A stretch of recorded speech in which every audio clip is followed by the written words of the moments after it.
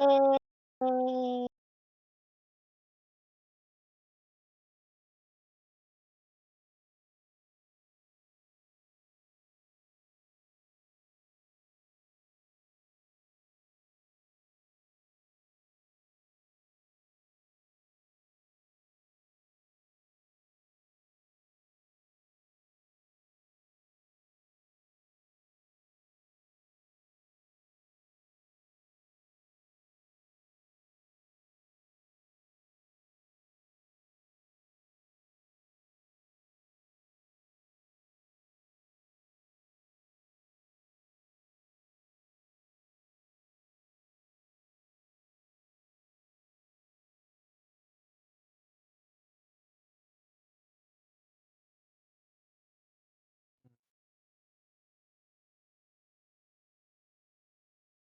Or didn't. didn't warn us at all.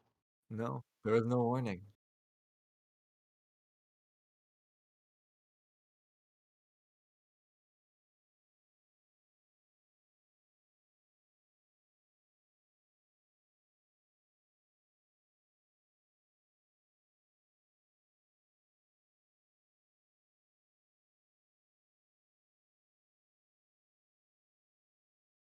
Mm. Hey, I'm Tate Washburn. I am playing Wolf the Beast Barbarian with just the most werewolf boyfriend energy I can possibly put into him. Uh, as far as what he fights for, I think that depends. I think he would genuinely fight just for the joy of doing it. And I think that means he has like very few hard feelings when a fight is over, so long as it like kind of honorable isn't the right word, but it's like reasonable. He can't stand spite though. He definitely fights someone just for being spiteful, which probably makes him spiteful too. But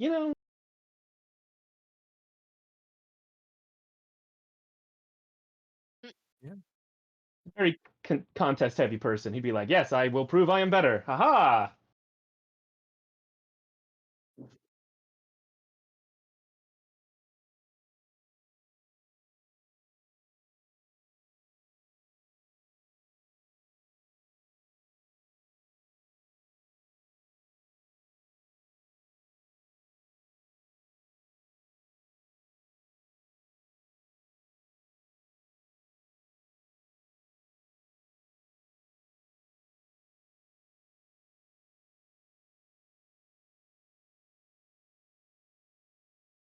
Hi, I'm Michelle. I'm playing Midstone Quaddle, our Quaddlefolk wizard.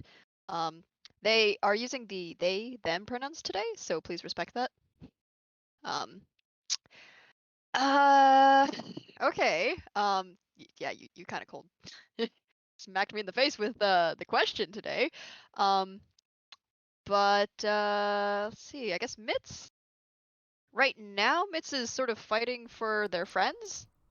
Mostly just for defense, but like in I general, fucked my Mitz. friend. I mean, in general, like Mitz is there Sorry. to collect secrets and hoard them. So they're gonna fight to protect those secrets. There you go. Also, I can be heard now, so look at that. I couldn't be heard before because I forgot to set Streamlabs to pick up the right mic for me. So there you go. I'm back. I'm here. What's up? So you missed all that fun shit I got to say about my friends, but basically Tate's great and Michelle's great, and I love them both very, very much. So I hope they both know that.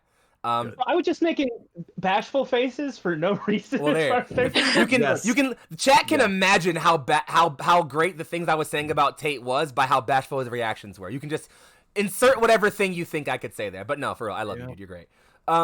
Next, moving it right along.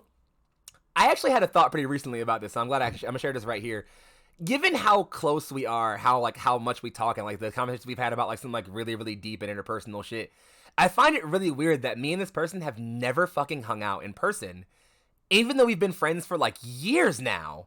And all I can think about is like someday soon I am gonna hang out with this dude in person and we're gonna have the greatest fucking time of my life, and I can't wait for that day. Lucian, please say hi to the people. Hi, the people. Also, funny you should say that. I'm going on a road trip and I'm gonna be away for like a month. That's fair. So yeah, hi, I'm Lucian. I play Ploy, our resident lizard man that likes to throw things. And honestly, don't bother looking for me other places because you won't find me. I'm not real. Don't worry. Don't bother. Save your time. Yeah, just save your time. I don't really do anything Sounds else. like a challenge. I can fuck with that. All right. And of course, the question: what does play fight for? Oh yeah, what does play fight for? Sweet rolls first and foremost. Of course. Tantamount. Yep. But then also he fights for his family, I guess. But more just like he fights to better himself and find better materials for javelins. Of course. Reasonable. Makes perfect True sense. hunter. Better yourself. Yep. And last, you'll Don't have to be sorry. forgive me Be for a better. brief moment as I am doing a bit of sound checking that I forgot to do. But as I do this live, Hey. the last, and of course, if we're talking about friends that I've yet to meet in person, but who I dearly await the day that I do, how could I go about this intro without talking about the first TPK player we have stolen? Because amongst all the people who The like first of many. the first of many, obviously, as is recognized. But this wasn't even a call on who would be the first TPK player I snatch up, because like when I thought about it, just like this is you were the first person to welcome me in, to be friendly to me, to be like, hey, like who are you? Who can I like? How can I get to know you better before I even got involved in any campaigns or anything? So I guess again, saying this live, thank you for being an awesome friend, one, and please introduce yourself to the campaign, Sir Heckalot. Hi, campaign. Hi, people. I'm just here about to cry on stream again. I'm gonna cry every stream. It's fine. We're not even supposed to cry yet. We haven't even talked about like our characters' feeling. But hi, guys. We haven't It's had me, feels yet. Sir Stop Heckalot. crying. It's me, Sir Heckalot, and I will be playing Zenari, or Z, our wonderful Kalashtar bard today. In terms of what she fights for, I guess it's kind of generic, hero kind of stuff, but it's like, she tries to remember those who are forgotten. She tries to listen to those who are unheard, and ultimately fight for those who don't have a voice. That's kind of it. Somebody's Kind of gotta where it's care. at. Yeah, and that's her. I mean, she's looking for an ancient civilization or a lost civilization that no one really cares about. So that's kind of the MO. But yeah, that's all I got. And what better honest to God MO for, for a storyteller as a character, and even more than that, I would say, what honest to God and representation of like who you are as a person than a person who feels that their entire goal is to voice for the voiceless, I think that's a beautiful representation, and I enjoy that. Thank you very much for sharing that. And of course, not joining us today, but always welcomed amongst our table and a dear friend who we keep with us, is our dear Lan the Dan, who normally plays Mako Sky, our living possessed suit of armor, aka Warforged rogue, who is not currently here, but who we never forget, dear friend of ours. And without further ado, if you haven't noticed me, I'm here. I'm young Foxxii. I am the sort of orchestrator of this wild little set of events, but I can't even call myself the storyteller really more than anything else, because if anything, I've talked to my players about this. This is more of an experiment in me kind of just like setting up a world and letting them shape the story, and me just kind of like, I'm along for the ride as much as they are here, more than anything. So I am here to just facilitate. I facilitate the story that these awesome players tell. And having said that, what better time than to head off back into that? And so first, I would like us to set in upon one of my favorite new things to try out, an intro scene. A palace, familiar looking. At its center, a large hall, high ceilings and arches decorated across massive gold and marble tables. Individuals sit amongst it, drinking and having amongst them large feasts. There's a band off to the side playing a lovely sort of shrill tune that seems to be a very, very soft, almost celebratory melody. Perhaps this is sort of a celebration or banquet, something, clearly a measure of show. At the crux of the room, a centerpiece, if you will, atop high curved stairs and sitting upon a massive gilded throne, sits Saim al-Draisi, Emir of Wadal, watching the events. His hand is close above his face, his eyes keen and sharp. To most, he appears pleasantly enjoying the festivities around him, watching perhaps for future allies or deals to be made. But against that curved hand is a concerned look, as ahead of him, his Mashadi, Kali, and Radash kneel and report in. They got away, my lord. It's hard to explain, but the bloat ship was attacked. Raiders on wyverns, throwing explosives of some kind. We assume it's, well... The Emir says nothing for a bit, simply cutting his eyes left and right to the party, and then back to his Mashadi. He waves them off with a hand, and the two return to their positions at the seats of the stairs.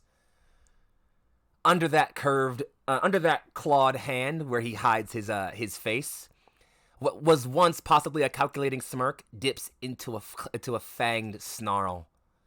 Nakali. And I believe that's a perfect place to cut back in to where our players are. So, you all escaped from certain captivity and were aboard a bloat ship, which, as mentioned, was raided by these individuals. You made it to the bottom. Most of you, via use of clever using of Mitt's slow fall spell to stop you, or feather fall to stop you all from impacting the ground from several hundred feet and surely instantly dying. One exception to that rule was dear Mako, your friend, who instead simply leapt off the side of the ship as you all were staring into that gaping hole. You were all kind of just like, all right, we'll jump together and I'll cast Feather Fall. And he looked over and Mako was already out of the ship, just... And you're like, oh god! As you freak out for a brief moment, calling out to various deities or celestial forces, hoping for the best. It's probably gonna be fine. When suddenly you see Mako align himself and kind of like, angle his feet a bit. And from what looked to be the plated boots on his feet, small wings sprout and flutter almost like a hummingbird. And you see Mako just gently lilt, slowing his fall as he returns to the ground. And lands very safely. And as you all just kind of like, you do your jumping out and feather falling and right behind Mako, he just kind of stares at you all. Doesn't say anything about it. Just... I knew you had it. You like yourself too much to just jump for no reason. Well, that was... Andor, he was testing. You got a limit test. But Okay. As you end up back in the sands, let me see if I had my... do I have my desert wind ambient sounds? I feel like I did, but I don't know if it's still a thing. Let me see if I do. And chat, you let me know how loudly this is coming through, if it's coming through a bit too distinctly or not. Actually, it might not be coming through at all because my audio is me. You know what? Fuck it. I'm not gonna worry about it. Not important right now. In any case, so you land. You are greeted with the figure of, if you'll allow me to pull up her token, just so everyone can see how fucking badass she looks again, because frankly, I'm really proud of how she looks. You are greeted with Nakali bin Talib, leader of this sort of group of individuals you found yourselves confronting. She lands and just says, again, my name is Nakali bin Talib. I'd like it if you all would come with me. And again, other wyverns land around her, some of them having, these cloaked figures, others having individuals from the ship, actually, who appear to have been, shuttled down. Some of them who you can guess are maybe just, simple civilians. They're already being kind of, ushered off to the side as if, being sent along their way, hey, you're free, get the hell out of here. But some of the off to the side, as you kind of glance around, you'll notice that there are some people, some of the hooded and clad figures, are talking with some of the people that came off of the wyvern. And you can't really tell what they're chatting about, but there's just be a simple back and forth where they're kind of just kind of just having a quick chat with them. And some of them, you can see them even kind of nodding or sort of very gleefully agreeing with some sort of some kind of conversation or agreement they're having. But again, Nakali just simply says, you're all lucky to be alive. I'd like you all to come with me. Luck has nothing to do with it, but I don't know. Are we? To the rest of the team. I mean, I don't think we're exactly in a place to disagree. So yeah. Oh, we definitely can. Wolf is gonna roll inside. enemy of my enemy and all that. So I've And not found that ever to be true, but sure. Wolf trusts her because not great roll. I mean, Mitz, I guess Mitz is gonna be like, well, she's definitely very good, but that's not just on her. Well, but it's also a little bit concerning. She's a little too good, if you catch my drift. Eh. We just jumped out of a flying vehicle. Wolf is like, we can handle whatever. This will be fine. It'll be Like- fine. No, this is I'll be fine. all follow new people. He's off like the high of beating 2 of these guards that didn't credit his skill at all for their escape, by the way. He's not happy about that if he knew about it. As you're all kind of semi-huddled in this circle, Nakale, Yeah. she does kind of like dismount her wyvern and kind of step up to you guys a little bit. Not like so close as to like be intruding in your conversation or anything, but does step forward a bit and just says, I understand your trepidation. You've been through a great deal these past few days. I believe I could possibly offer some clarity. And failing that, a place to rest for a bit. Yeah, why not? I love mean, that making does new sound good. friends. Indeed. And I believe you might make friends would be an apt term for this. Failing that, you're welcome to go on your way after this. Again, I have what may be considered answers to questions you have. The place we are headed is not too far, perhaps a few days' travel to the southwest, and she kind of points off in a direction. It's safer than being out here in the wilds and farther away from the prying eyes of the Emir. We're not that far from Wadal, after all. That's 100% true. Yeah, Mitch is gonna motion towards their the 2 companions that they had grabbed from the ship. Yeah.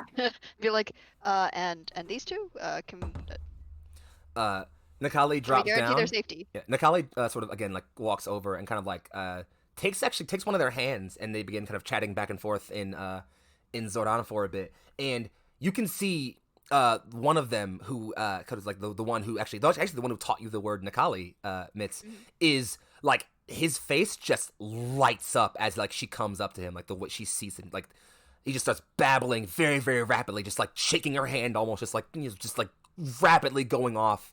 You can almost just like sense this like excitement and joy in his voice, almost like kind of like meeting a hero, almost you'd imagine based on the way like the tone comes across. And Nakale kind of just after a bit, kind of like she smiles a bit. If any of you want to roll like to sort of vibe check that smile or insight check it, I will more than let you for the moment. Feel free. Sure. Go for it. I'll go for it. Come on. Better than Wolf. Go for hopefully, But if not, I mean, we'll do I'm- it. Go for All right, let's do it. Damn. Oh, Wow. natural 20. There's a- yeah. So Yeah, Zanari, you're kind of like Nakale kind of like says something in Zor'aa and like kind of like like smiles like and offers like a thanks of some kind. She turns back towards you guys, and you can see for the briefest of instants, almost like as she's turning away, like in between when she's facing you guys and facing them, that look just kind of drops and becomes almost like really haunted and nervous for a brief second. But it kind of like, kind of comes back as she looks back to you guys and just says, well, the way we typically handle incidences like this, she indicates the chaos around them and just says, we recruit for a bit. We ask those who we save, and those who feel rallied to our cause come with us. Those who feel that they have no need go off on their own. Our biggest belief is in freedom more than anything else. If you'll come with us, we effectively offer you the same. Assistance, allies if you wish it, but more than that, the freedom to do as you please. The druids told me that regret was a sign of morality. I think I believe you. All right, then. Yeah. The more time we spend around here, the more likely the Torvali come looking for us. I noticed you all don't have a mount, so I suppose... And she kind of like, again, says something quickly in Zor'aa and like whistles a bit, and two large wyverns come up. These wyverns are big. They they have typically like one rider, and you can see in some instances like one rider and some of kind of like a bow and arrow or like a satchel full of those like explosives on their like in their on their hip. But they can easily probably fit about 3 or 4 people on them pretty comfortably without like without too much squeezing. She just says, "Come with us," like. And just kind of like, the riders kind of like, the big wyverns kind of kneel down. One of them actually kind of like looks directly at you, kind of Wolf, and like sniffs a bit, and then kind of like breathes out some hot air in your face. Doesn't really seem threatening, just more kind of like curious. Wait. But what I'm about gonna Ned? roll animal handling to see if I can get it to like me. Make friends. Kind of not. Aw. Yeah, like, Wolf's like, mm-hmm. it's just, what's your deal? And it's kind of like keeps looking, and it kind of like looks away again. Net, you definitely feel like, given that he's a pretty fast runner when he wants to be, he probably would get by like just like moving beside these things because she doesn't really plan on flying. You can tell. Gotcha. Like the wyverns that are already moving away, like in that sort of like line formation, they're mostly just like they're walking on their haunches, kind of like setting like a pretty brisk pace, but not like not taking it back off into the air. Yeah. Yeah. All right. I mean, as long as we're not flying, I'm okay with it. Mm. Me and Net will we can follow. So yeah, and it's about roughly noonish as you guys begin to sort of move out, and at this point, I would like it if. Let's see, Mitz and Ploy, if you both could give me D4s. Z, give me a D8. And Wolf, give me a D12. Mitch just rolls a 1. 8. It's a casual one. Good job. Actually, the way Sir Heck just saved you guys. Holy fuck. Oh, That's a what? that's a D112, Tate. It's a Dude, that's slightly different thing than what we need from you right now. I mean, hey, 76 on a D12 is pretty good. Oh my god. My finger flipped and shuddered, and There we go. Much better. There you Okay, go. cool. So it's about noon-ish as you guys begin to head out in this caravan of wyverns and individuals. There's a couple of different things that happen as you pass. It's mostly quiet. There's sort of just like a trepidation. There are some people who you can see like checking on friends, making sure people are okay. Some of the other civilians who are on the airship are kind of just like chattering with their friends or like checking on wounds and the simple stuff like that. Some people are like even like calling out. Maybe you can sense what might be like names. Maybe asking like, "Hey, is this person here? Are they okay?" Different calls back and forth, checking for things like that. But, other than that, it mostly just seems to be idle chatting.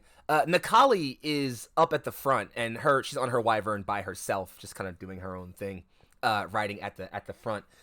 It's pretty standard. The heat appears to have been it's not beaming heat, I would say directly. It's definitely hot though. Like there's your typical ambient waves of heat one would encounter in a desert-like area. But you get the sense like the occasional cropping of trees or plateauing hill might be cutting some of the harshest of the heat or allowing some brisk wind to blow through. So you're kind of passively moving along the deserts, kind of like following the dune path for a while, mostly just following with the rest of the caravan. About an hour or two in, where you're thinking like maybe this is a bit too quiet. Mitz, you get a sort of slightly brisk feeling in the back of your feathers, which for a fact indicates there's a sandstorm brewing. And you're like, oh, no, this is not going to be fun. And you actually go to, like, you kind of tap on your driver kind of just, like, to indicate, or the pilot of the person handling your wyvern kind of like, could we get closer to Nakali so you could, like, tell her? And you get closer and you kind of, like, call it to her. It's like, hey, Nakali! And she kind of, you kind of, like, turns back, looks up a little bit, and then you see them kind of, like, arc on the path a bit. Kind of, like, their path kind of arcs a bit down, sort of, along the south this way. And you kind of can feel a sense of like your party pulling away from the sandstorm. Nakali says something in Sethani, and with a quick crack of the handles, all the wyverns kind of pick up into a solid gallop, a decently sized kind of like picking speed. You can kind of sense yourself slowly but surely pulling away from where this sandstorm would be, and it kind of feels like the wind pressures that like are coming in from like the easterly winds are kind of pushing the sandstorm off this way and away from you guys. Shout out Sir Heck for that wind direction roll. And so you kind of pass on for a bit, and there's sort of again this like ambient quiet that settles in for a while as you're traveling on this. And I'm gonna go ahead and say that let's roll. So on there's two wyverns that are up there. Mako's off on a separate one with one of the civilians, kind of just chilling, minding his own business. But on one wyvern, we told him he was just empty suit of armor again. Yeah, on one wyvern is Mitz and Ploy, and that means Zanari and Wolf are on the other. And again, there's a pretty decent lull. You guys travel for a couple of hours after that sandstorm incident. Things kind of like eventually, it's about a half an hour of that galloping pace before they kind of settle into like a more steady trot again. And then that kind of just allows some time for some quiet. There's a chill sort of peace as the afternoon begins to wane. The sun begins to get a little bit low. Not so much cresting beyond the horizon yet, but definitely waning into the earlier hours of the afternoon. And there's this sort of quiet and peace. So Mitz, Employ, and/or Z and Wolf. If there's anything y'all want to talk about or have a chat about now with the individual you're with, feel free to. Or the person driving your wyvern if you want. I don't know, whatever. I think Wolf's primary concern would be for Z, and so you're all right after. I can't imagine not having your magic. That seems unpleasant. Yeah. As you kind of turn to talk to Z, you would definitely notice that just the way that she's carrying herself is a little bit different, just like throughout the couple of hours during the ride. It's like previously you've noticed that she's kind of carried herself in just like a very brave way with like a very big personality, but just kind of the sense that you get from her as you're talking is just small. She just seems small. But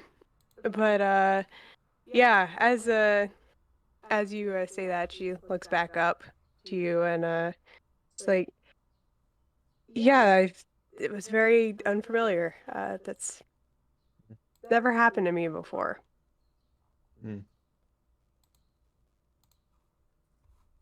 I'm somewhat unique amongst my people, but I had a people to help me with that. I don't know if you've had that. It doesn't seem like it, though. I hope we can figure it out with you. I hope so too. I mean, yeah, I've mostly done this on my own. But yeah, I really hope to figure out what's going on with you. I mean, we still have so many answers to find. Not just with your thing, but now whatever the fuck is happening over there. I don't know. I don't wish to question your or anyone of our party's valor or bravery, but maybe not now, but should we consider maybe leaving? If we do have basically a minor king coming after you and the rest of the party, I'm sure, for revenge, but he seemed to signal you out. Yeah, he did. And let me tell you, I am probably not his type. He's definitely not mine. One assumes that he doesn't really care about what someone else's type is, it seems. Yeah, I think so too. But I mean, it's something, yeah, that's definitely something to consider, though. If there are our own personal answers to find here, it would be a bit remiss to leave. I don't know yet. Well, hopefully, wherever we're going, we'll learn. But well, we're not gonna leave you. Well, going to ground is not a problem. I can't expect you guys to stay around for me. I mean, you can't expect that, but we would. Yeah, I think Wolf's a little touched by that. He's just like not sure how to continue. He's like, Aww. Can Ploy hear this conversation happening? Y'all are a little far, I would say. Hang on, give me 1 second. Actually, Ploy, why don't you roll me? Wolf's not a quiet person. Ploy, why don't you roll me perception and/or insight? Okay. Z, are you trying to keep this between just you and Wolf? Also, question: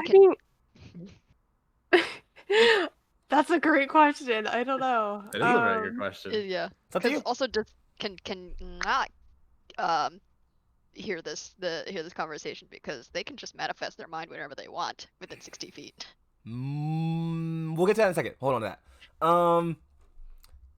So Z, do you think that Z would be trying to keep this between just her employee or her and Wolf?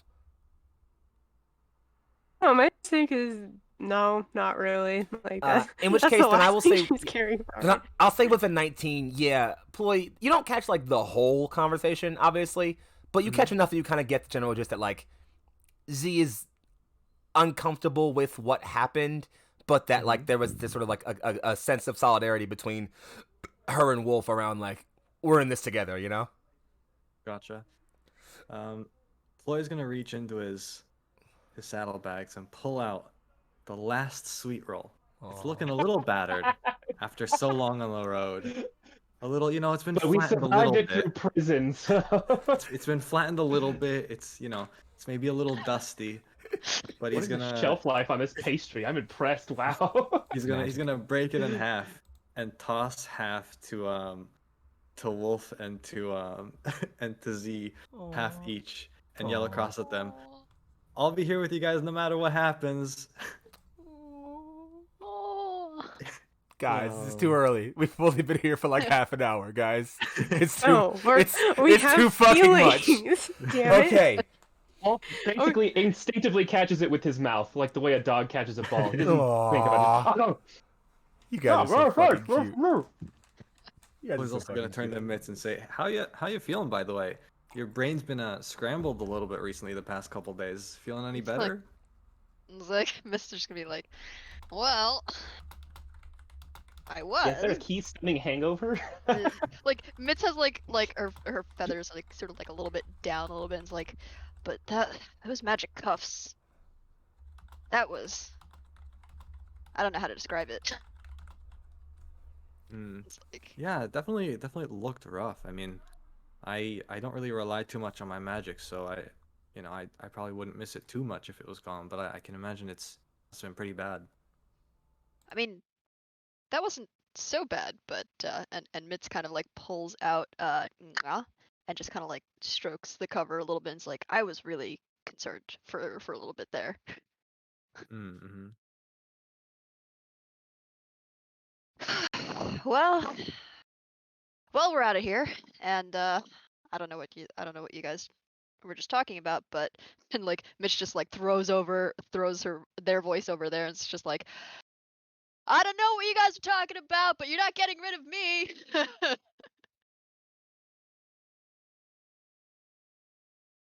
Yeah. It's good to know. Yeah. And just you can just like see Mitz's crest feathers just kind of like perk up just a little bit. Yeah. All right, and sorry about that. So, as you guys continue to travel for a little bit longer, you eventually sort of gets a bit later in the day as you kind of traveling for the rest of a few more hours. The sun eventually falls down behind the dunes and the far crests and plateaus beyond you, and you find yourselves with all the wyverns kind of resting and Nikali, all of them kind of stopping. In fact, literally, let's see, which one is it? Mit's employee. Eventually, like as the sun kind of crests, it's like you travel for another hour after night falls. Eventually, the wyvern you're on, almost like stubbornly, just like stops walking and just plops, just like I'm tired now. Doing him a sit. And so Nikali dismounts her wyvern and just says like, "We'll camp here for the evening." And you can see some pulling out some like large sort of tent like structures from beyond them and like sort of folding them out and widening them to be placed on the ground. This is definitely enough. You see they brought a few extras for you guys to kind of rest in. You could probably fit a comfortably 2 or 3 people to a tent as you would like. Mako again, sort of just like kind of a little quiet, maybe having dealt with a bit of an ordeal, kind of just like takes himself off into one of the tents, like, and just kind of like rests himself in a corner, falling very stationary. You assume it's the equivalent of him like pausing to either rest or think. Mm. It's hard to tell with him because he just doesn't move when he's sleeping or when he's thinking. Pretty sure he doesn't sleep, right? Does he sleep? I mean, technically, because he's based off of a Warforged, they take 4 hours to be like in a stasis mode, but they can still see and hear. They just don't move for 4 hours. Yeah. That's true. And I feel like Mako's probably the kind of patient person who sits still and waits and listens a lot, so it'd be hard to tell the difference between those two things. It really is. You never know with that guy. He's just always pretty quiet. I think Wolf finds it entertaining. It's like, it's admirable. The amount of patience that must take. He is real patient. A wise man waits and listens, and I'm bad at both of those things. So yeah, is there anything typically important if y'all want to do during this evening? If so, I'll ask y'all about like sleeping arrangements, stuff like that. But given that y'all have already had like a moment for the day, if y'all don't want to, we can just kind of wrap up. Like you guys camp for the evening, get some rest, and then start heading back off in the morning. I mean, Mitz is gonna offer to. Mitz is gonna offer to like set an alarm around the perimeter of the camp. Nikali hears this and just says like, "The offer's appreciated, but you've all been through an ordeal. I'd recommend you all get some rest. We have enough scouts to keep watch for the evening."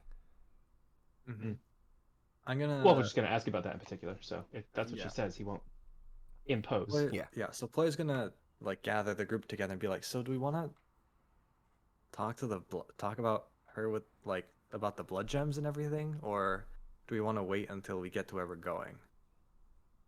Maybe we wait to see what information they offer up. They seem to Gotcha. be readily offering answers.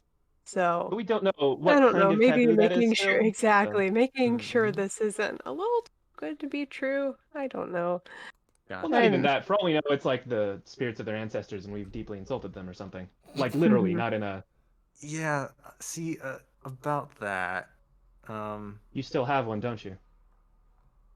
well, you know what? We'll talk about this another day. It's fine. Mm-hmm. Uh, Mm-hmm. Hmm. Yeah, it's we'll talk about it another day.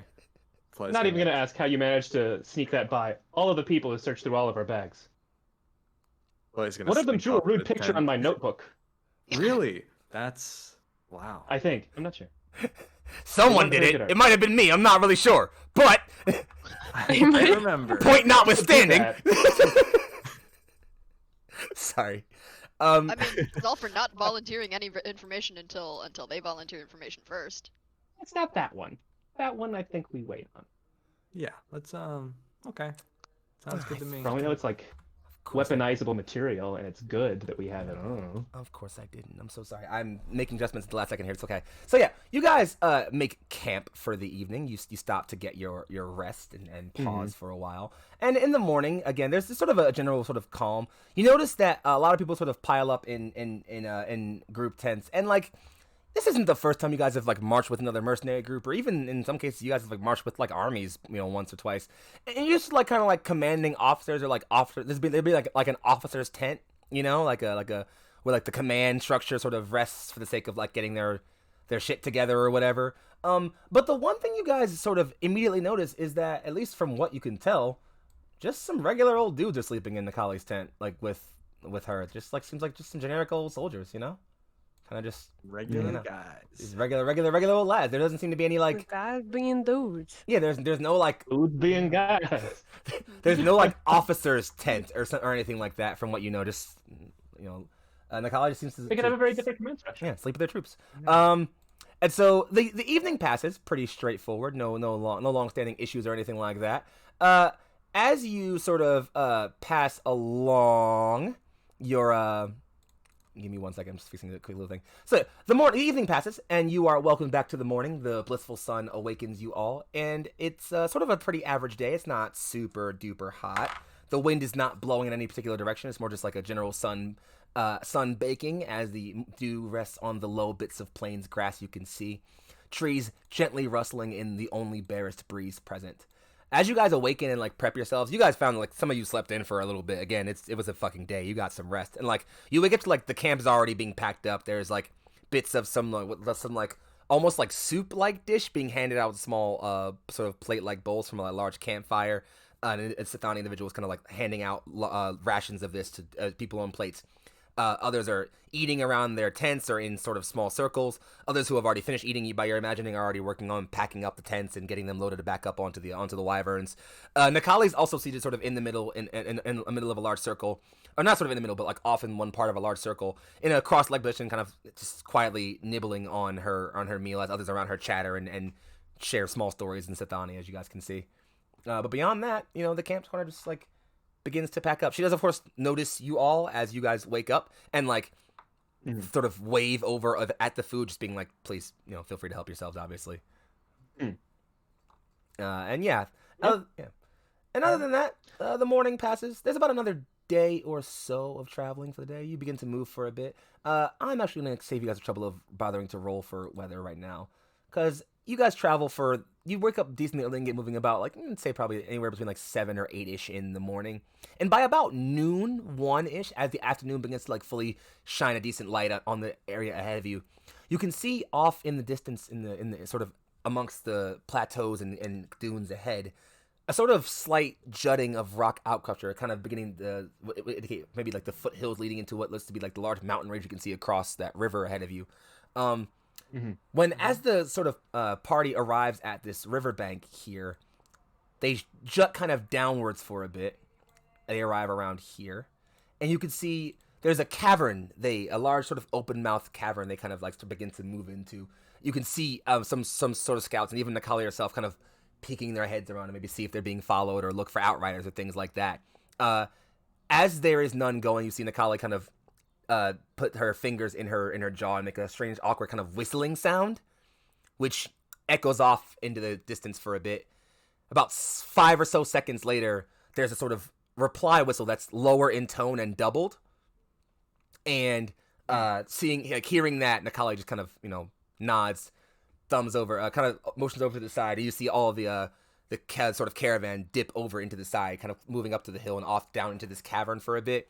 It's a bit dank and sort of dark for a bit as you guys kind of move blindly through this cavern for a while. But after about maybe a half an hour, not even half an hour, like 10 or so minutes of moving through like this large kind of cavernous space, you eventually happenstance yourselves into this large opening cavern where you see lights ahead of you and find yourselves into this large cavern-like structure. And I'm going to go ahead. You guys are in the bottom right corner of this map if you're looking for where you guys are.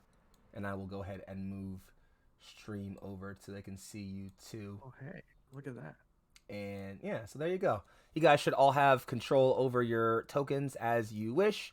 Nakali is ahead. Again, you can imagine there's some other individuals around you guys kind of flanking you. Nakali, again, dismounts her wyvern. Some individuals come up from here, 1 or 2 Sethani, who kind of take the reins of the wyvern and begin taking the reins of the wyverns away from them and kind of leading them off down a separate cavern off here to the right. Or you imagine probably where it's sort of a stable or thing like that. They're patting the wyverns, offering them some small treats and things like that, brushing off armor plates and stuff like that, checking for wounds, just simple things. Nakali comes off of her wyvern, hands her reins off to actually there's a group of like 3 or 4 different workers. Other Sethani begin leading the people who came with you guys off down this hallway here to your left, down for a bit. Some people who look to be injured are being carried in groups of 2s, kind of wrapped up in bedrolls, down kind of like this hallway over here for a bit, and kept down that way. And other than that, Nakali kind of turns to you and just says, "We're here. Apologies for the long travel. We couldn't exactly control where you all landed. Please, if you'll allow me, I could show you around first, or if you want to just be shown where you can get some rest, I can take you all right there to recover for a bit." I think I'm fine. Yeah, I'd be more interested in answers, actually. It's a bit of shame we had to leave the nice sunlight. I was finally starting to enjoy it. It's been so long. Don't bug him. don't mind him. I understand. Trust me, we don't exactly like being down here ourselves, but discretion's sake necessitates sometimes. Oh yes, answers. Well, come with. We'll start with a simple tour, get you guys all accustomed to different things, and we'll go from there. So here's what I'm gonna have this do. If you guys all want to just sort of zoom out so you can see the whole kind of map, and I'll move stream so they can see it too, and can just kind of do this way, right? I will just sort of point out different areas on the map. There are some individuals she would like to have you all meet, and we'll kind of just RP out how that happens. Actually, you know what? Here, we'll do it this way. So we'll zoom in for a bit. So the first thing she does is, you guys can all, if you want to, feel free to move your tokens. That's fine. I'll kind of just move Nakali's token to like indicate where she's going. The first thing she does is kind of just drag you all down this hallway for a bit.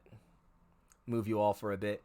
It's a large kind of, you look like, seems like a pretty naturally carved cavern. It winds. It doesn't really appear to be too uniform. There are places where there seem to be like arches of like large stone hefted in place to kind of keep structure and maintain a certain sort of area. Flowy down here. Thanks, appreciate it. You guys can, you guys don't have to move yet if you want. But the first place she brings you down to is just like right down here, this hallway here, where there is this sort of large, you can kind of see this massive, large opening area. There is just a spattering of bedrolls and like, other like, blanket structure and like things just kind of tucked against the cavern walls and in different places surrounding like a large fire. This appears to be kind of like a large sort of barracks-like structure almost, where, you can even see some individuals here are already probably like resting and like, napping. Some even are like directly next to their weapons, just kind of like, with their heads leaned against shields and just like napping off. Nakali just says, "This is the best we can make for accommodations here. We don't bother separating amongst our ranks or things like that when it comes to sleep in most instances, so people just plop down where they can. Feel free to claim a bunk a bed whenever you need." Right? From there, she moves you up this way through here. You can kind of see her face begin to turn a bit solemn.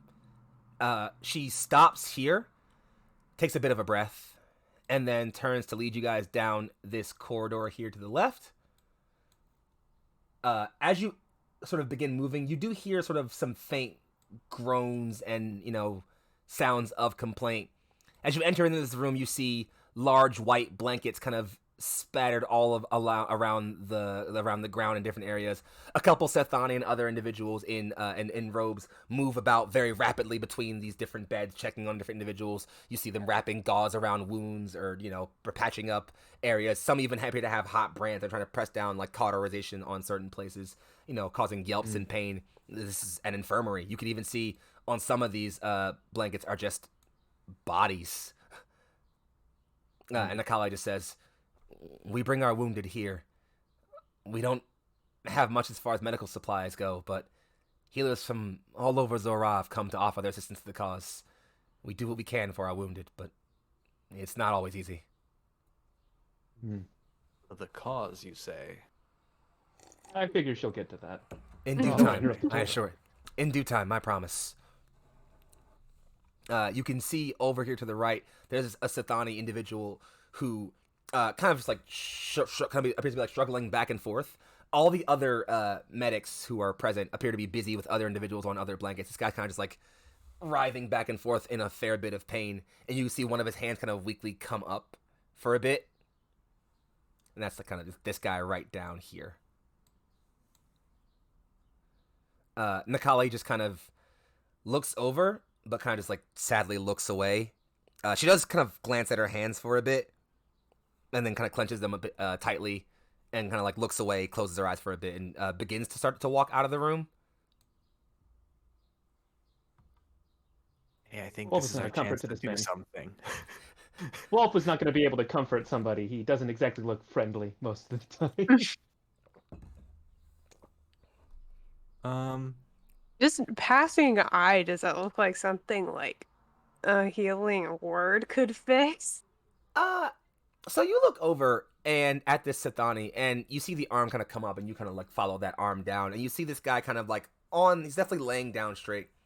There's like some wounds. You can see he has some gauze wrapped over one of his eyes and like around his chest as well as like that arm that he had was also kind of wrapped in some bandages. Most of his wounds seem surface, if not maybe like some occasional bit of like hemorrhaging or bleeding here or there. The most notable thing you do see is that wrapped up in a deep amount of gauze that is very bloodied is the stump of his right arm. That's not something that cure wounds can fix. Nope. That's going to take a little more to fix. I'm sorry. Yeah, might need regeneration. I don't get that for quite a few levels. It's fine. Yeah. You stand on for a bit, watching as Nakali turns to leave. And the last thing you do notice is this individual. You see him kind of turn over, and he maybe perhaps catches the look on either one of yours or Nakali's faces, that slight bit of, I wish I could do something. And in maybe a bit of resolution, you see that he kind of looks back towards the ceiling. That hand lowers. He makes a bit of a strange sign over his chest and holds that hand very closely. Lets out one solid breath and stops moving.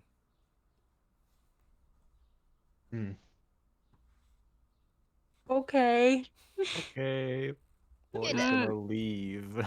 Nakali, again, just walking out of the room, just says, "Come." So there's a bit of more. There's a bit more travel. She brings you here, stops, and just says. She looks off to the right, just saying, "The tour would arguably continue down this way. We'll come back to here." And as she stops that, you see an individual from up here, kind of quickly, who was looking over at this table here. He looks up as you all walk in, locks eyes with Nakali. His stare narrows into what looks like a very furrowed brow. And he just walks over and just says, "You idiot! You cannot keep going out like this!" Nakali just says, "I'd appreciate you mind your tone in front of company, Joshua." He looks and just says, Yeah, Joshua. he looks over and just says, "Apologies, Commander. I meant no offense. You are dearly important to our efforts here. These raids are necessary, but something happens to you, we lose our spark. Nakali walks over towards him, places a hand on his shoulder, and just says, I understand that, but if I do nothing but stay here and plot and plan with you and the others, that spark will die on its own.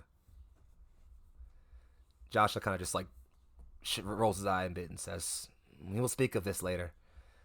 Adventurers, it's a pleasure to meet you all. Though I must say, I have not heard nothing of your expedition, of your exploits. We'll come to that briefly. And if you all want to move yourselves into this room, as I bring you guys up to where you need to be, because stream can't see where you guys are. There we go. There we are. Good job. Fixed it. We're up there. Yeah, go ahead and bring yourselves up to this area right here. As a couple of things happen. As you guys kind of gather up around Nakali, you can see so you're currently in a large cavernous sort of ending to the tunnel. You don't see any tunnels that go further out deeper into the cavern here, but you do see several branches that go to other places. People.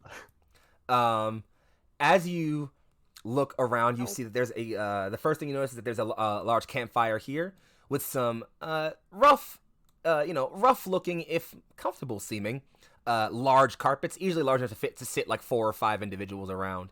There isn't really anybody actively here sitting or chatting here, but you could guess this might be where some people gather. Further back in the room here, you notice. Sorry, I pointed the wrong way. Further back in the room here, you notice that there are a couple of sort of couches and like large sort of bench-like structures with like sort of soft leather cushions. There's also the closest thing you could think might account for some kind of throne back here in the corner. It is not exactly the most impressive looking thing, but it's mostly constructed of wood and some leather and fur paddings. At either sort of the head of either side of it, though, is the large head of what looks to be some kind of like almost like feline, like long-fanged predator. There's sort of the heads of one on either side. There's also, if you as you glance down, you notice this large sort of table here, which has a large map of, you can pretty immediately imagine, Zor'aa and sort of even some small surrounding areas around Zor'aa. It's a very, very large map with plenty of small-looking, like, sort of well-fashioned trinkets of different sizes and shapes all around the map. You imagine representing some kind of different movement of people or supplies or different other important things. There are also a few people in the room. The first is the individual who's already talking to you, who, again, as you come in, offers you a very low, very formal-looking bow, and sort of, give me 1 second, and sort of just says, apologies, I've forgotten to introduce myself. I am Joshua Alkami. It's a pleasure to meet you all. Joshua. Let me. Nice to meet you as well, Joshua. Yeah. Good to meet you, Joshua. there you go. Pleasure. Boom, look at that.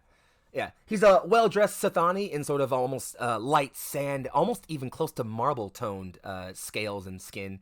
He is dressed in a very fine-looking, noble dress. In fact, compared to most of the others who appear to be mostly dressed in semi-uniform-looking, dark, almost midnight blue cloaks, Joshua's it's almost like fine white and yellow, almost even noble-looking regale with some trinkets kind of dabbling off of it. He has a large curved scimitar sheathed at his hip, and, has a look at us that speaks to sort of veterancy and age for a bit.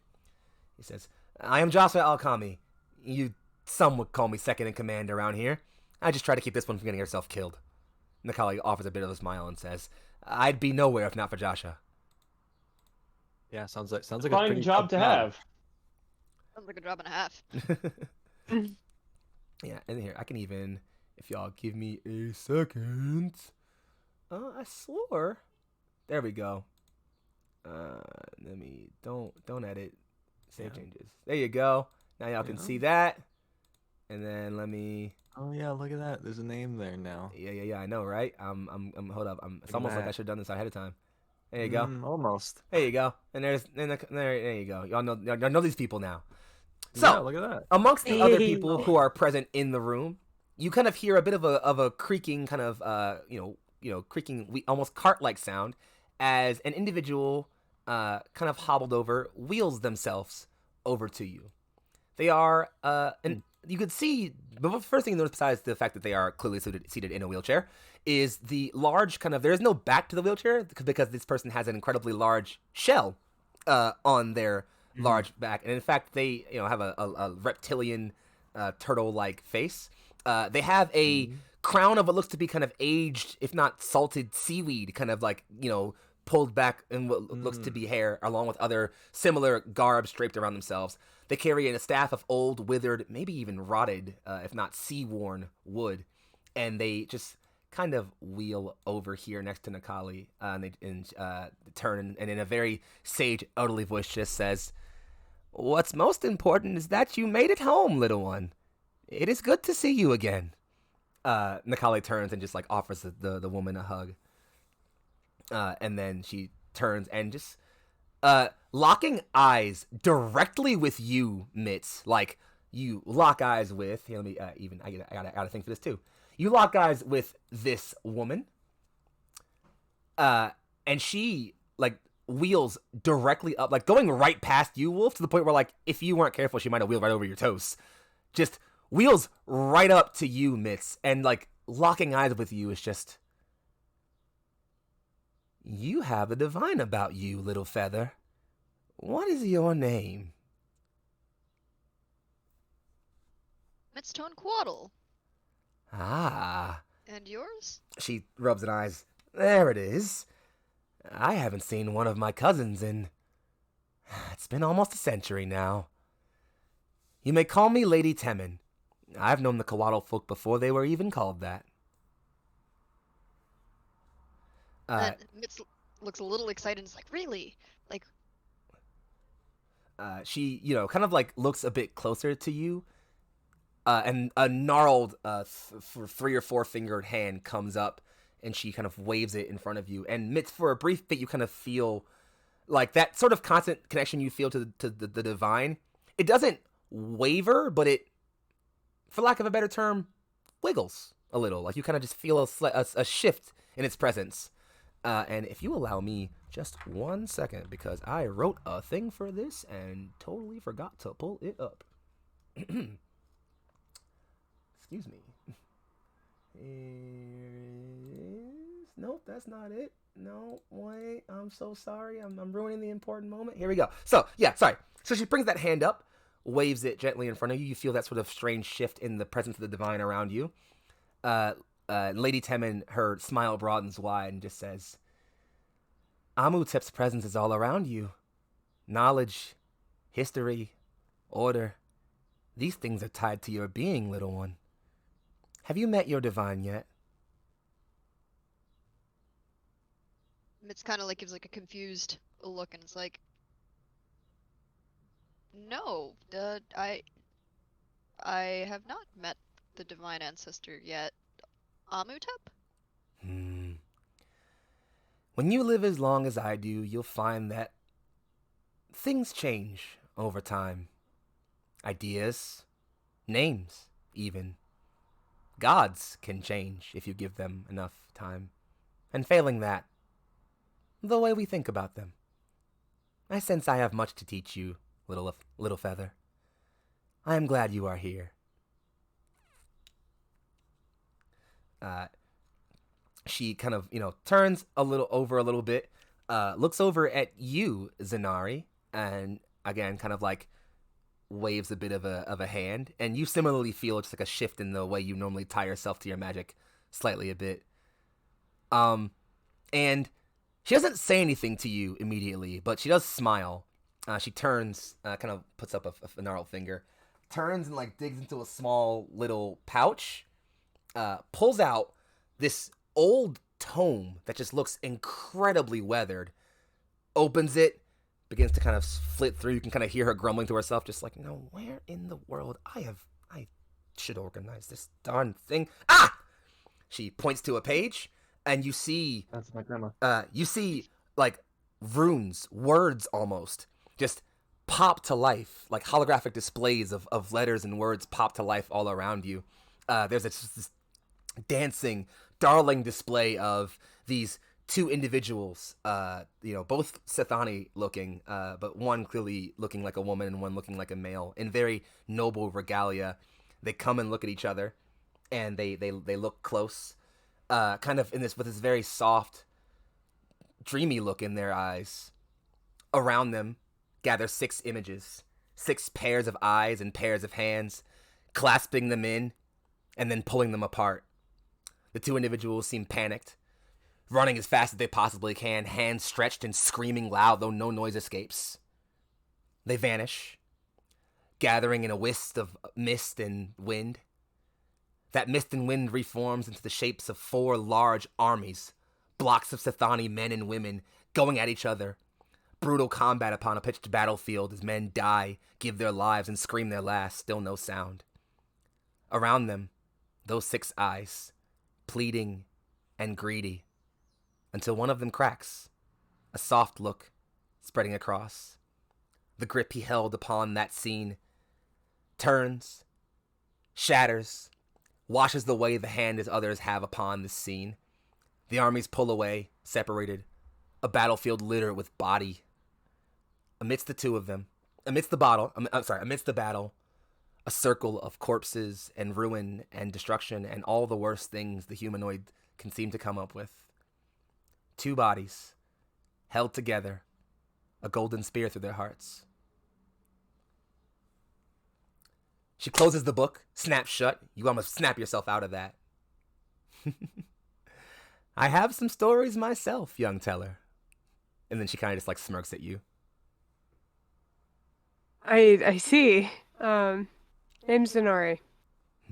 Temin. We see that too, or just Yes, you all saw that display. Like it was incredible. Like almost like as she opens the books, like all the torches and lights around here just dim a little bit, like drawing you all in almost. It was a full on display. Like It was a whole moment. it was a whole John. Like It's just like, nah, are you seeing this? Are you seeing this? Look what this book can context do. of that. yeah, Yeah, nah, it's that's just kind of Walter like pretty just live. staring in silence, just looking, just Okay then. and she says, Yes, I think I have something to teach all of you, actually. But we'll have time for that. And almost as if she could, like, predict the cutoff coming, a voice from off on one of these benches kind of, sort of cuts off to you all. Yes, I understand, my lady, and I appreciate you giving the time for your stories and all, but they are important matters, and I think it's time I make myself known in case any of them plan on, oh, I don't know, tearing my head off. And as you all turn, sat upon this couch here, is Shavalen. I'd be satisfied for an arm. Or a leg. Both are okay. It's just kind of like has their head in their hands going like, I know I expected this, but this is...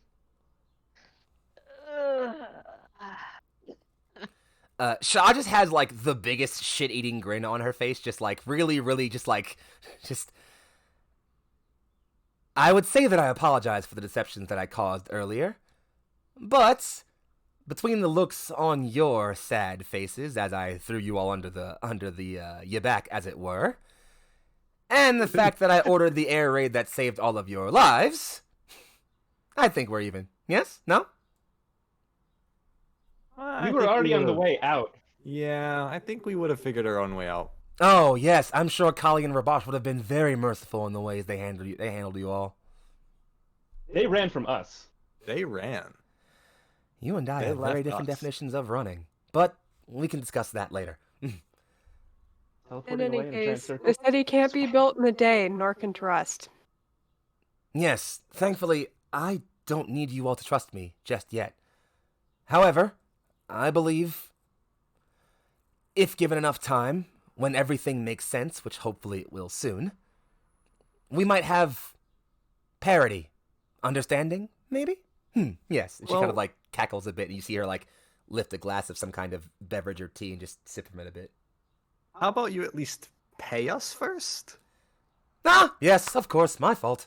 And she sort of turns over and like, kind of pulls a large sack of coins.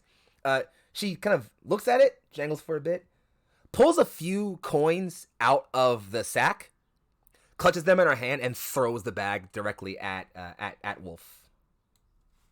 Yeah. His instinct is still to try and catch it in his mouth, but he'll resist and use his hand.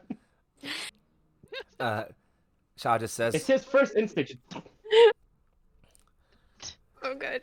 but as you catch it, you see Shaw just make another shit-eating grin and just say, yes, that's a quite handsome sum. I'm sure if you head into, I don't know, any major city, you'd find a plentiful experience to spend it on, along with Torvali calling for your heads. Can I get, like, right up in her grill without her, like, backing away or whatever? If you try to move, if you Not, like, aggressively, it's gonna be, like, a march. as you begin to move towards her, Joshua will kind of hold up a hand, just... What if I happily tippy tap my way towards her? Are you trying to stealth? No. No? A nice jaunt? No? Yeah. Okay. Okay, so this is how this happens. So, Wolf, you don't so much, take like a step or two, and like Josh's hand comes up, not so much forcefully, but kind of just like gently. Yeah, I'll stop. Just I like- won't push past him. And then Ploy, you try to like shamble on past, and like you almost see like a tick form on his forehead, just like I just told his friend not to do this. And so Joshua, like without even cutting his eyes to you, just places the other hand at his sword. Okay, if you say so. Then may Like I that, roll not moving. insight, because I want to maybe try and smell any amount of fear, or like Chauvelin is trying to still lie to us in some way. Any Please. amount of Feel free, something insight. to Go for it. calm him for a second. What we got? Hold up. Oh, I didn't bring it back to the right. Oh no. Nail it. Well, It's pretty bad. She seems incredibly genuine. There is no sense of deception. I mean, she's a pompous piece of shit. You can kind of get that generally, but like outside of her usual like snobby, noble attitude, you don't sense that she's lying. Oh yeah, how'd the Emir like that note? Yeah, Shah kind of like she like is sipping the tea and just yes, that was clever. And This she, is why you tell people at least what the problem is. A little. I Well, would she's hope gonna you stop understand there. that the Emir of Wadal has eyes and ears everywhere. You were seen with that gem before you even brought it back to me. I had to be assured of my own safety. Nonetheless, having you all rescued through that air raid is certain to raise suspicion, which is why I am here and not back at my estate. We could have run out of the city being seen with the gem or something if we had known. We could have staged a fake robbery and tried to clear your name if we had known something. I've been in weirder situations. We have done many things. You are not incorrect. I would offer my apologies, but I am certain it would not assuage you. Please understand that time was limited, and I did the only thing that I saw was appropriate in this time. I hope that with time I can offer you enough that you will at least let bygones be bygones. But for now, Nikali, please, give your friends a seat and the spiel. And Nikali kind of just like, shambles on over to this sort of throne-like seat. Takes a nice relaxed chair, just, come, please, have a seat. Let's talk about this. Lady Temin kind of just wheels herself over here. Joshua kind of just plants himself over here to the right of her. Not so much seated, just like standing behind her. Shah is sitting right here on this bench. There's enough room on the benches here for about like 2 or maybe even 3 people if you're willing to squeeze it, just for the sake of you guys being aware. That's on Wolf's lap. Just kidding. I'm just saying. Anyway. So yeah, you come and, gather yourselves around somewhere, wherever you want to go. Cool. And Shah just, so Nikali just says, there are so many questions I am sure you all have. A good number of them I may have answers to, or at the very least can put you on the path to them. Where do we begin? Zor'aa exists in a trepidatious state. The Dominion, as it were, the collective name for the rule of the Emir, who hold sway over most of this region, is in a state ruled entirely by force, threat of violence, oppression, and subjugation. Having said that, they have maintained what one could call peace For a very long time, with one notable exception. It was a long time ago, before many of us could even recall, but stories tell of a great conflict wherein the old Emir severed each other's ties and set to war by each other, the sands wet with blood for years at a time. Since then, they've collected their power and influence around... She lifts up and removes the sort of like circlet you see that she wears around her hooded head. And there's a small sand-toned gem in the middle of it, which as she kind of holds it in her hands, glows just a little bit. And you guys can see there's not really much sand down here in this cavern. You know, you're so deep that like most of the sand would be like further in towards the entrance. But if you're looking close enough, you can see that like the slight bits of like sand collections that are here rustle and begin to whip a little bit as she holds this gem. These, the sand collar stones. I'm not certain where they came from. The stories are contradictory at best. Each Emir has one. Using it, they keep the worst of the desert storms and tundra sandstorms away from their cities, enticing populations towards their domains and under their rule. Such has been the case for generations, centuries even. That is not everything, however. One could look at the Dominion and see an oppressive regime which keeps its iron fist held in place through harsh rule of law, subjugation, and slavery, and certainly be correct in those things. But beyond that, there is a sinister manipulation going on. Chauvelin says, and that's where I have to mention your little discovery. And she kind of looks at you, Ploy, and says, if you please. Surely you didn't think I wouldn't have noticed, yes? What about the one we gave you? You have one. The Emir took it. I'm assuming she gave that out. Yeah, exactly. It was the gem or my head, and I kind of like it how I where it is. I've been working on my hair for a while. Pity. Well, yeah, I agreed with something she said at that same moment. I still have it. Yes. Could you show the class?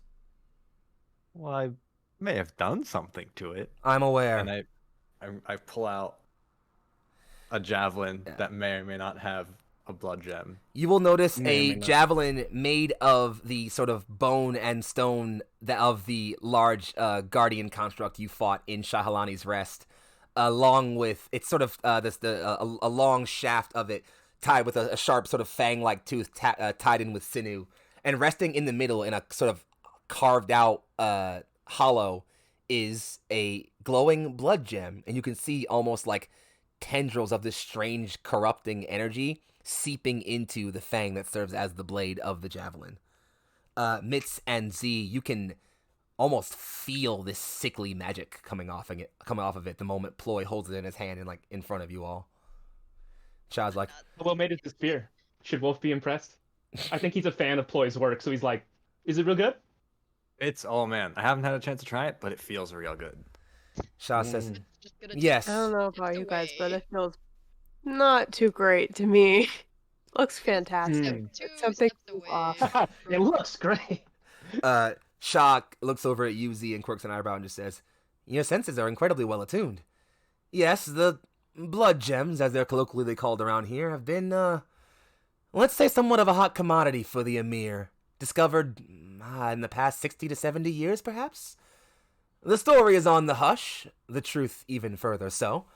But the reality is, they are incredibly potent magical gems found naturally in the caverns in the far north and southern mountains.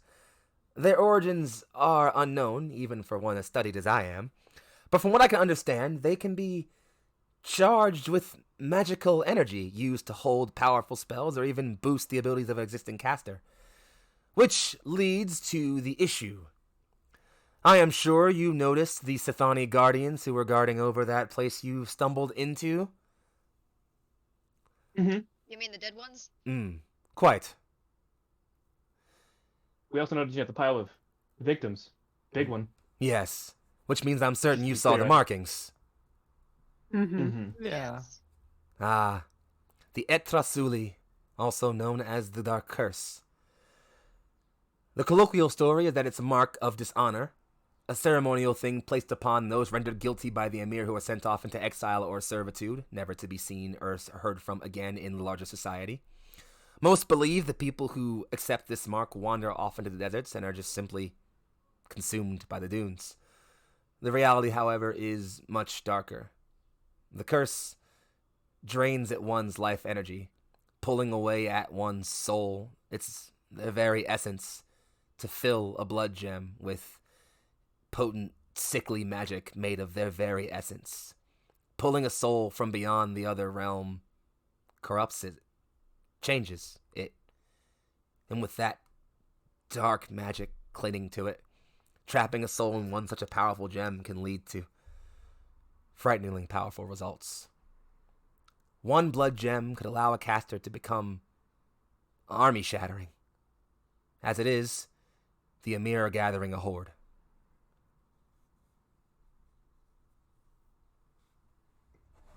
Ooh, and I'm just gonna hide the javelin back in my saddlebags. Wolf is taking notes, actually. This is why he has a little journal notebook.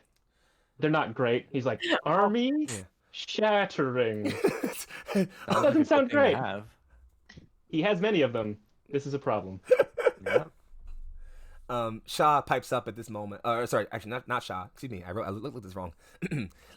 Lady Temin pipes up from here and says, "From the stories that I have accrued, you must understand the tales of these gems go beyond even one as old as I. Don't you dare ask how old I am. But wouldn't dream of it. From what we can roughly accumulate, the blood gems were not always so malign in intent. From what we can gather, their natural purpose is simply to store magic.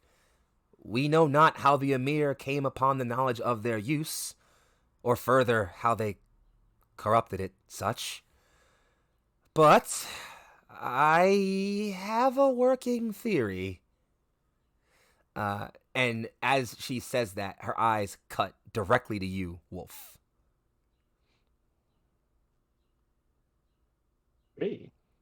You, child. Wolf is taken aback. He's just like, yes, venerable one? He's referring to like how he referred to the old druids that like taught him. He's just like immediately like to a school teacher, like, yes, mom. She kind of looks like, again, like almost kind of like coming a bit out of the shell. Like she kind of cranes her neck, shaking a little bit more towards you, almost like it looks like it would be uncomfortable for anyone who wasn't a literal giant turtle. Kind of looks at you for a bit. Just, there have been songs sung of you, stories told. What about the tavern? I'm sorry. I am still piecing them, but you have great purpose here. Yeah. Nakali quirks an eyebrow, looks over at Lady Temin almost kind of questionably. Even Joshua appears to have a bit of like a sideways look on his face. Not initially, but he kind of like looks over at Nakali, sees her look, and then goes, and then looks over at Lady Temin like, and then he speaks up, "Surely you aren't saying..." And then Lady Temin shakily nods his head a bit and says, "Antashea, God Killer."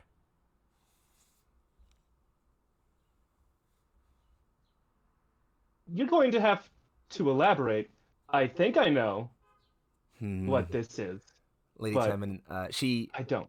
She looks at you, cocks a head and says, No, I do not." I would appreciate it if you did. I am sure you would, little one. But when you have walked this world for even a quarter of the time I have, and don't you dare ask how old I am, wouldn't dream of it, you will come to understand that most questions are answered by the fates if you give them enough time. And the fates, oh, they stink around you, yes. Perhaps they're trying to tell us something then. Do you know anything, like any songs about the caretakers, whoever those may be. It's something heavily tied to caretaker seems to also be surrounding him, and I don't quite understand. Lady Tenman turns and looks over to you and just says, Ah! How did I? She begins to look around at all of you. Ah! I can't believe I missed it, of course! Yes! She goes back for that book again. Flip through some more pages. You see she sort of spends even more time than previously flipping through pages just, by the divine, where in the, gosh, my eyes are not what they used to be. And like, she like, book directly in face, just give me a moment. No. Oh, I love that one. No. Ha! Yes! And she places that thing. And where previously she kind of just waved her hand and made these sort of figures pop up, she holds her hand over this page, quaking for a minute, magical energy sparkling all around it, and then kind of like builds up to a bit. Her eyes sparkle for a bit in the same light blue magical energy, and then with a pulse, it explodes into energy. And you see a giant figure of this large wheel, right? The wheel sort of just appears large. There's some indescript figures and symbols on it. It's almost like if you look too hard at the wheel, at the symbols on it, like trying to figure out what they might be, they shift like it's impossible to really know what they're saying. That wheel keeps spinning, just slowly rotating for a bit. In the middle of it, a small halo, like a portal to the void beyond, a curtain of stars. Around it, first, from behind it, comes a figure, robed, cloaked, slowly walking forward. From the other side, a second, a third, a fourth, until eventually, 10 or so of these figures, each robed very similarly, stands around this wheel, slowly rocking back and forth as it spins. Lady Temin begins to speak. In the time before many remember, the divine kept order over the heavens. However, order is not a permanent thing. You see, the universe favors entropy, favors supremacy, destruction, as it were. And you'll see these figures begin to scatter and run. And you'll see kind of like this, it's almost, because there's no sound in the in this sort of image, that you can't really hear anything, but you can kind of see, like, almost in a rhythmic sense, just a shaking of the entire image, like something is stomping almost, but you can't see it. You just see these individuals scattering and running as the wheel turns some more. You look back at the wheel for a bit, and there's sort of scatter. With disorder and supremacy came the 8. There are a shift in these things as 8 figures begin to appear on the on this wheel. There is, the first is a very large serpentine figure with massive feathered wings spread wide and a large dragon's head spitting up with flames. There's also a second flying figure, looks to be a large hawk or bird-like figure with twin heads, each one looking off in a different direction.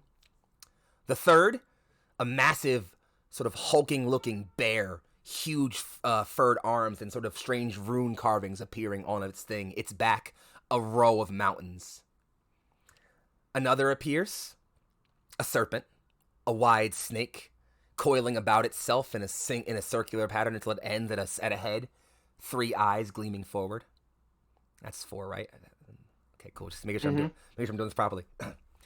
The 5th, an aquatic creature, massive, finned, and shark-like, several rows of teeth hanging from one maw and a second directly below it. The next looks to be a bipedal, hard to tell, but perhaps a lizard, large and hulking, a row of scales down its back, a large, powerful tail swinging, and its head held up, roaring challenge. That's 6? That's 7, right? Mm-hmm. Okay, cool, 6. That's 6. The 7th is is a large, sort of sleek, slender-looking feline figure. Its body arced and curved like a predator hunting, its jaw tight and focused, and large fangs protruding from a closed maw. The last, and the one resting just at the bottom of this sort of figure, though of course all these figures are slowly spinning, is and I wrote this in, give me a second, I lost my place on the notes. The last are actually a twinned pair of images.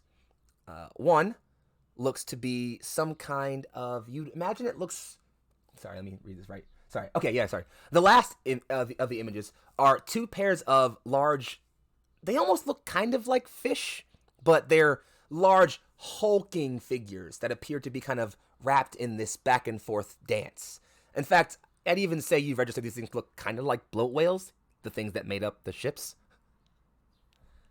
And so those 8 figures spin in a circle. Lady Tenman begins to speak again. Avatars of disorder, symbols of the divine who waged war beyond us in the heavens. The god beasts came upon the mortal plane and shaped it with their fury, their hunger, their competition. Ravaged the world for decades, this did, until the caretakers arose. And you'll see those robed figures begin to move back into scene. Again, just doing that light bob back and forth, gentle shivering, moving. They'll move, take off their hoods, each of them in sort of like in like a similar motion. And you'll see cloth-like wrappings forming what look to be kind of head figures, gems in the middle of their heads, glowing bright blue. But each of them are composed entirely of cloth. And in fact, the places where that cloth kind of separates, you don't see any body, just cloth. They begin to move again back and forth, this time forming a full circle around this spinning dial and waving their hands back and forth in some sort of reverent motion almost. Offering supplication and sacrifice to the divine beasts, the caretakers brought order, allowed the beasts and lesser races of this world to flourish for a time. And with this peace came quiet, came stability, came forgetfulness. As time snatches so many things, so too did the caretakers eventually vanish into the sands, lost beyond where any of us can go these days. And with them lost, the supplication to the divine beasts was severed, a cycle maintained for millennia, undone almost instantly. Now, though that peace has reigned relatively, the divine beasts stir, awaken, seek to conquest over each other once again, and with their battle for supremacy, mayhap come all our ends. Almost shaking herself out of that trance, she slams that book closed again. Oh, that one always sends chills through me. I am Same. Can see impressed. why. I am impressed you know of the caretakers. We have much to speak of, little one, she says, looking over at Zenari. Mm-hmm. I am sorry to say, and you may understand this more than anyone, but while the stories are ones that I have been telling for, again, longer than any of you have even been thought of, and don't you dare ask how old I am, Wouldn't dream of it. but the stories speak through me. While I understand some of them through careful study and a lifetime telling them, their interpretation is often beyond me. I am sorry I cannot offer more. That was more than enough, honestly. You knew a lot more than anything I've been able to put together. More than my people have known for as long as they've known. Yes. My people don't know anything. I'm not part of this. We just like to hunt stuff and make them into javelins. Her head kind of, again, just cranes around over to you, Ploy, and says, "Ah, just the contrary. You all have your place in this. You, God Killer, he says looking over at Wolf. You, Order Keeper, he says looking over at Mitz. You, Storyteller, looking over at Zenari. You, Hunt Master, looking over at Ploy. And you, It's a cool title. the one who holds the secret that will guide the way, she says, looking over at Mako, who locks eye contact with her, or he would if he had eyes. And you get the sense that maybe he'd blink if he had eyes, but doesn't say anything. Lady Temmin says, in due time. Nonetheless, more pressing matters must be discussed. Please, Commander, she says with a big, grin and a warm smile over at Nikali. Forgive me for my intrusions. Nikali says, No, it's fine. I always enjoy your tales, Mama. And with that, I think it's a perfect time for us to grab a Brizzy break. Sounds good. We'll be right on the big back. If y'all were looking for us or hoping to keep up with us, don't go too far. We're going to give our players a few more minutes to digest the scrambled notes I'm sure they've taken. And we'll be back in just a little bit. For y'all, though, go ahead and grab a drink, get a bathroom break in, make sure everything's all right, and we will be back here in just a bit. Love you all. Yay.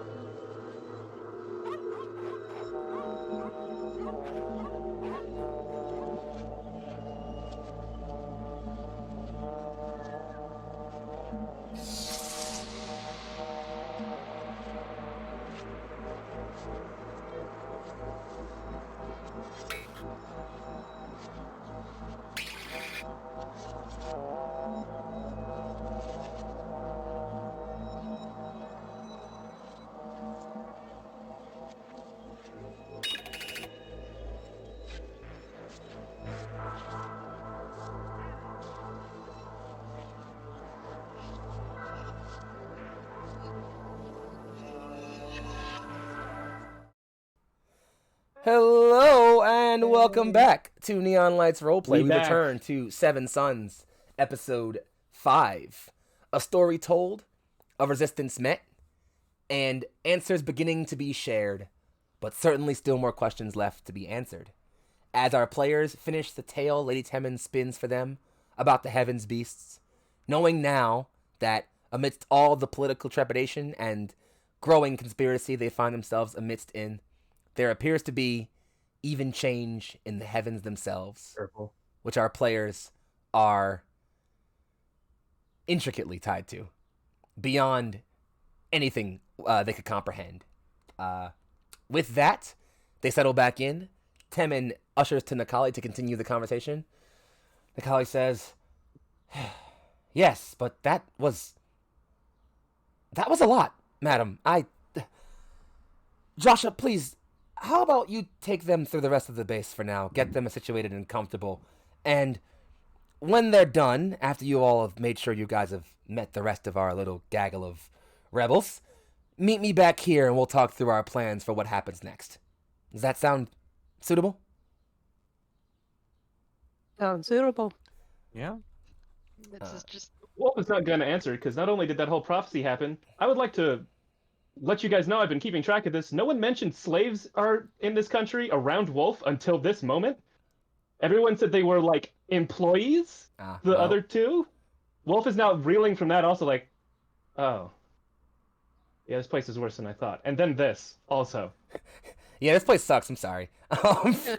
this guy's just like My bad. Okay. But yeah, No, Joshua I kind was of waiting for it because it's a good moment of him being like, that sucks, and then it all just rolls into this where he's like, It got worse. Joshua steps forward, offers a nod to Nakali, and says, "Very well. You all come with me. There's not much left to see around here, but I suppose we get moving more than anything else, yes?" And he kind of just begins to move you all. I'm not going to worry about moving you guys too much yet because it's not necessary, but if you want to go ahead and zoom out, the first place he'll take you to, and I will also move Stream's POV, is off down this hallway here, and then into this large open hall, which you can see contains several sort of low tables. There's about 7 or so low tables, wide enough for about anywhere between 10 or so people to sit around them. They're very, very low, off the ground still by legs, but enough that like the best you could probably do is like a cross-legged or like on the knee squat under them.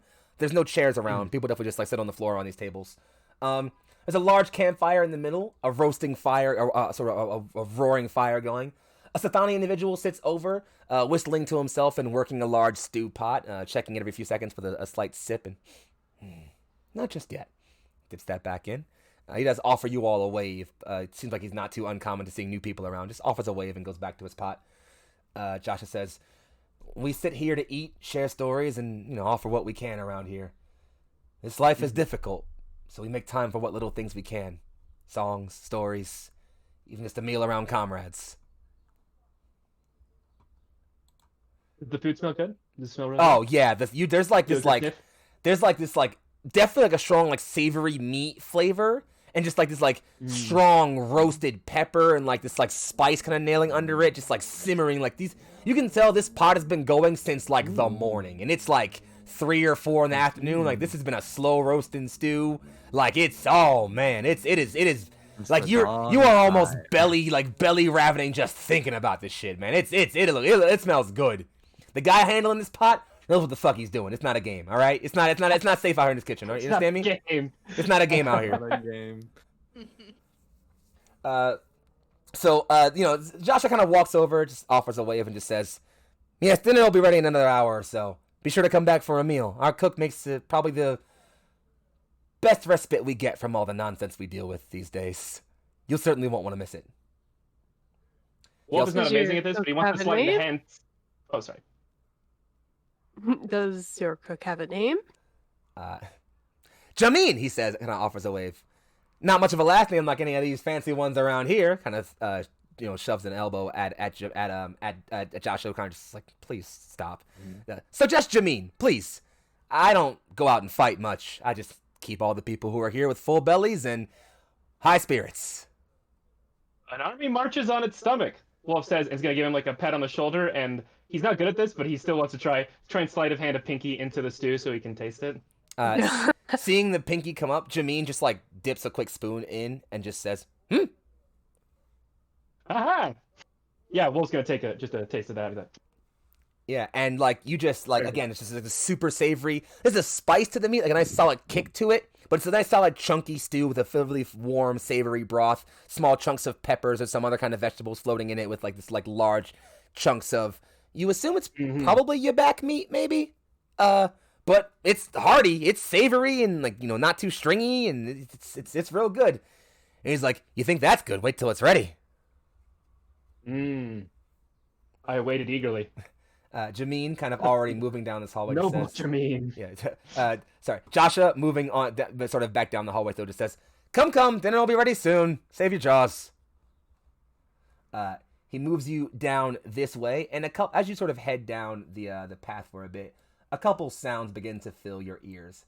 The first thing you notice is off on the side here, as you enter into this room, there are two massive mangonel-style catapult structures. You've seen siege engines before. You've all been around long enough. Just tied up with sinew and different sort of bits of wood and hemp rope. And in the midst of them, hanging under one of them, you see an individual busy with sort of a simple kind of like, almost tavern-like garb on him, covered in grease and grime and different things. 4 arms are up as he's under one of these mangonels, busying himself tying off a knot of some kind or pulling a thing. As you all walk in, you see kind of an antenna bang against the top of it as he picks his head up. And I have here we go. This individual pokes his head up and just says, "Ah, Joshua, new recruits?"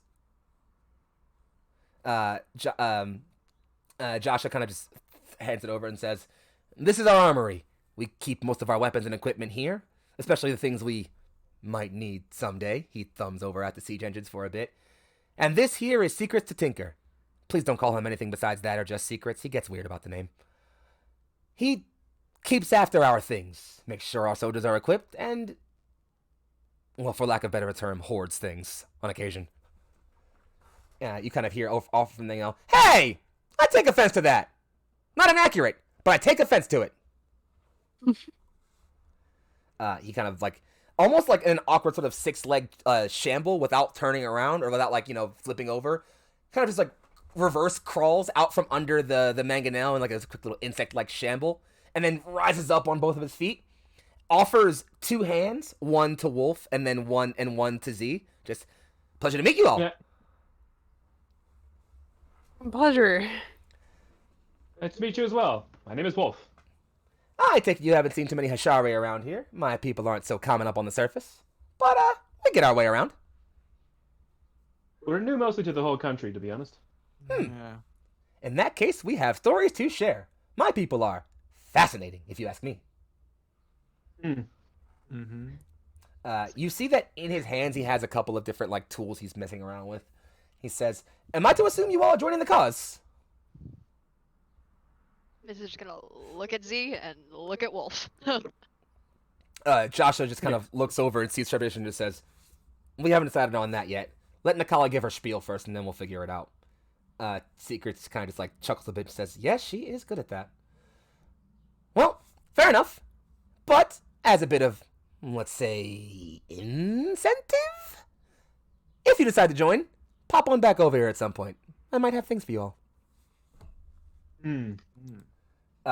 And as he says this, you hear just this resounding, banging crash, just like this loud thing, like something just collapsed. From further down in the cavern. Joshua just kind of, "Is that him again?" Secret just says, "Yes, he's upset." Joshua says, Come, let's meet the big brute." He ushers you all down the way. You pass sort of rows of, different rows of armories and weapons and gear being held off. It's not exactly super organized. You get the setting that, like, maybe this place isn't super well kept. But by the way, Secrets is kind of moving around and, like, jumping in random pots under shelves, picking off things. You get the sense that despite, like, there being this, like, mess here, He knows where every single thing in this place is. Like, this is like his home almost. But you move past these and start noticing some training dummies. And it's almost impossible to notice the large armored figure sitting in the midst of about 3 or 4 of them. The massive sort of blade-like, or I guess the large cleaver-like blade in his hands lashes out almost faster than you'd think something of its size could, battering aside two of the training dummies, one of which goes literally flying out and goes ploy right past your head. Like if you were like an inch or two taller, it might have clipped your forehead. Just huge half training dummy just over your head. As he does this, he leans down. The figure leans down. A large tail comes up and batters another one to the ground. And then this figure stops, picks himself up. Dust clears away, and you can see that this is a large reptilian-looking figure covered in what looks to be, well, one, from the bits of armor you can see, the bits of skin you can see exposed, covered in scars, and even more than that, with at least relatively fresh blood still on his armor, as you all are greeted to this person, who Joshua looks forward and says, well, I'd say he's introduced himself suitably already, but since he's not one for names, we'll leader Nakiue, all of you. And this large crocodilian figure kind of comes up to his full height. Ploy and Wolf, you two are about the tallest amongst your group, being about 6 or so, 6'4" or so. Nakiue stands at least a good 2, if not 2.5 heads over both of you. Looks up. He looks down at all of you. Large crocodilian head shifting back and forth. He breathes out a breath of hot air that Mitz like kind of blows your feathers back a bit, and Z like kind of sends your hair flying back a bit. Any of you fight? One little finger over into Just the pointing straight towards the wolf. I like that you point in different directions in both Wolf and Ploy. Yeah. Okay. Ploy and Wolf, could you both give me either... both give me athletics checks real quick, if you don't mind. Actually, nope. Hold up. I lied. Let me look at how it is. Give me Constitution saving throws. I'm sorry. I rolled so well. All right. I know. I'm so sorry. Don't worry. I'll take into account how well you rolled for this. Don't worry. It's okay. I mean, hey. Oh, well, yikes. Yeah. So as you guys kind of lift your hands pointing at Ploy and Wolf, Nakiue, again, just like very solemn face, looks at the both of you. You see he lifts up both of his hands, and 2 large 3-fingered fists cannon out at you both. Ploy, you kind of like take the blow and just like fall over to the ground for a bit, feeling you just got like the air knocked out of you. Wolf, you go flying into this wall over here. Just Wolf's probably actually excited about that. He's just like, aha! And you guys, there's this moment of quiet trepidation as Wolf crashes into a training dummy and the wall, and Ploy hits the ground just... Nakiue looks down at Ploy, over at Wolf, over at the other 3 of you who he hasn't hit in the chest yet. A super wide grin hits his massive jawed face. I like you all. And then he goes back to smashing training dummies. I'll have to return the favor sometime, in the best way possible I can say that. The tail comes up again. This time it is wrapped around a training dummy's neck. He throws it. It smashes into the wall next to you as you get up. And he says, anytime, furball. Joshua just walks up and kind of seeing Wolf looking very eager. Just, please, not now. Though I would love to see that. We'll sell tickets. Yeah, that's yeah. You good, bud? Yep. Yeah? I'll be okay. You can see It only hurts me Wolf is inside. fine. Mitz offers a hand to Ploy and get him. Joshua just kind of sighs and says, apologies. weird, an eccentric bunch, but as you may come to understand, we take all the help we can get. Yeah, he seems like a Never heard of rebellion that said otherwise. good guy to have around. It's just like, You wouldn't believe how lucky we've Sometimes been to fun. have this big idiot around. I heard that, by the way! like I'm sure we can understand. Kind of like just glancing over at Wolf. Shots fired, damn. Exactly. So, you... The difference is I understand that that's my role. Is to be big and Also, dumb. Mitz would It's fine. probably put a spell onto help Wolf. Well, Eh. you get up. Overall, not too bad. You're fine. You're not too worse for wear. You kind of get the sense that maybe he didn't, like, literally cannon into you with all the force he had. You know, definitely hit you pretty hard as, like, a test, but was definitely like, I don't want to break this thing's ribs. Let me just be careful. But, yeah, so that's that. Final form. Let's see.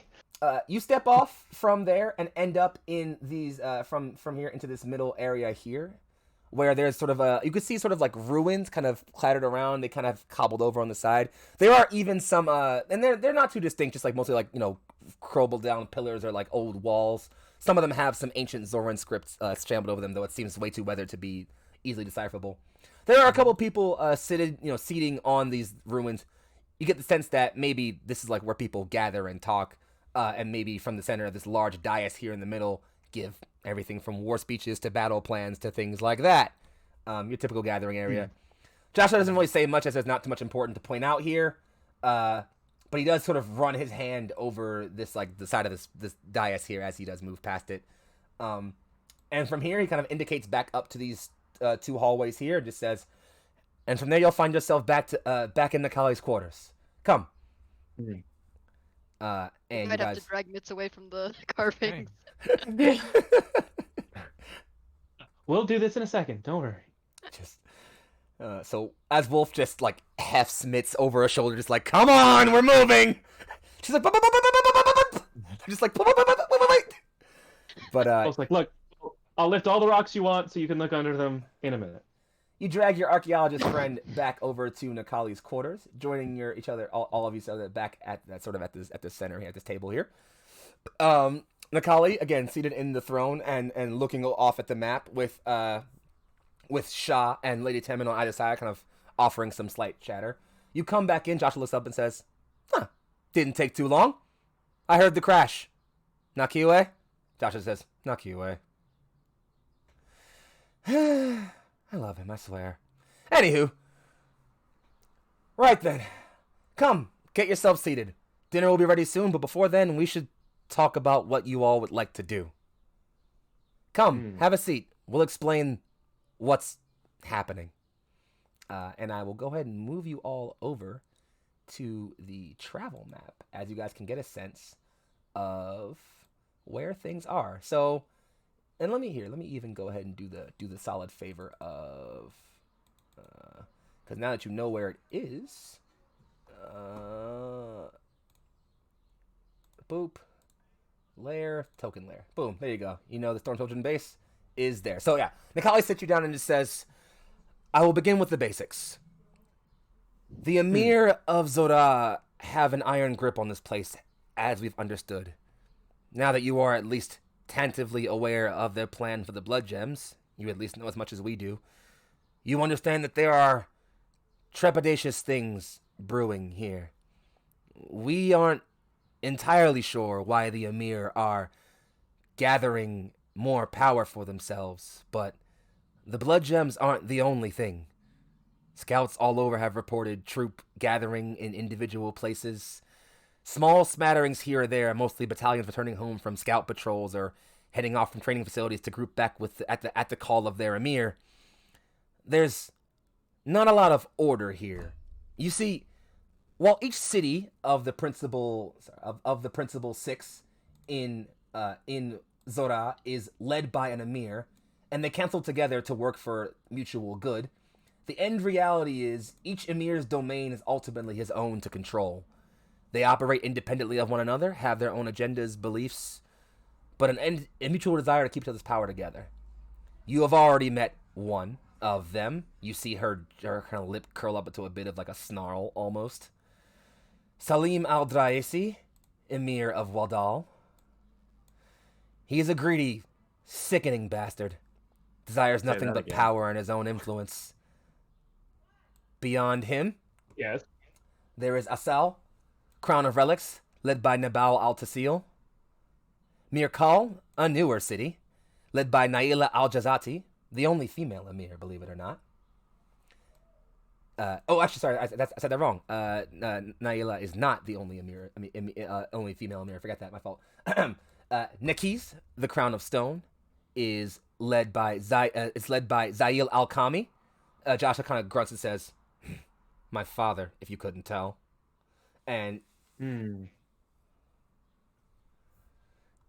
Dayada, off to the east here, is the richest city it's the richest and most prosperous city in Zor'aa. Its leader, where is it? Its leader, Tai El Shalai, is the only female Wadal, incredibly opulent, perhaps more so than Salim even, though there are rumors her heart is a bit more moral than the rest. And the last, Saif, the Crown of Shields, is ruled over by Hishma El Mati, an old warhawk. The names aren't super important. Understand that while each individual operates mostly on their own, they cooperate together for things, and we believe there is something brewing. Though it's possible, as not all of them have begun gathering their troops, not all of the Emir have been made aware of this plan. Quick question. This is maybe more just for us. Is there someone that Salim particularly dislikes, especially if they're an older gentleman? There are a few people Salim is not a big fan of, namely anyone that threatens his power. In fact, if we're going to be perfectly honest, he's not quite the fan of me for reasons I'll explain at some point. However, if you're going to point out a direct enemy of the Emir of Wadal, the Emir of Nekis and him have had trepidatious allyship for a while now. Rumors are abound on why, but there have been talks of diplomatic meetings going south. We'll come to that in due time, though, so hold on to that bit of information if you don't mind, she says, and offers a bit of a smile again. So, enters then us. We are a community of individuals, like-minded people, a collective who believe the time of the Emir ruling over Zor'aa, taking their time to decimate our people, subjugate those who they find unworthy or unnecessary, and hold an iron grip over this land, needs to end. The Emir call themselves servants of Kal Torah, God of judgment, order, and law. They have corrupted his name. You see, for a brief minute, as she thinks about this, there's definitely a deep, anger in this voice, and you see Nikali's eyes light for a brief bit with this yellowish energy. But she kind of, calms herself down, just... But that will be dealt with in time. We call ourselves the Storm Children. Believe it or not, the name comes from Nakiwe. Our goal, quite simply put, is to topple the Emir, bring their power down, and uplift this place out of their iron grip. Make something new in the aftermath. Though maybe we aren't too sure what. I will not lie to you. The fighting is tough. You saw our infirmary. We lose more fighters each day than we can replenish. Though we rally many to our cause, the toll is heavy. But we fight, because the opposite would be to die on our knees. I asked then, quite simply, will you all fight with us?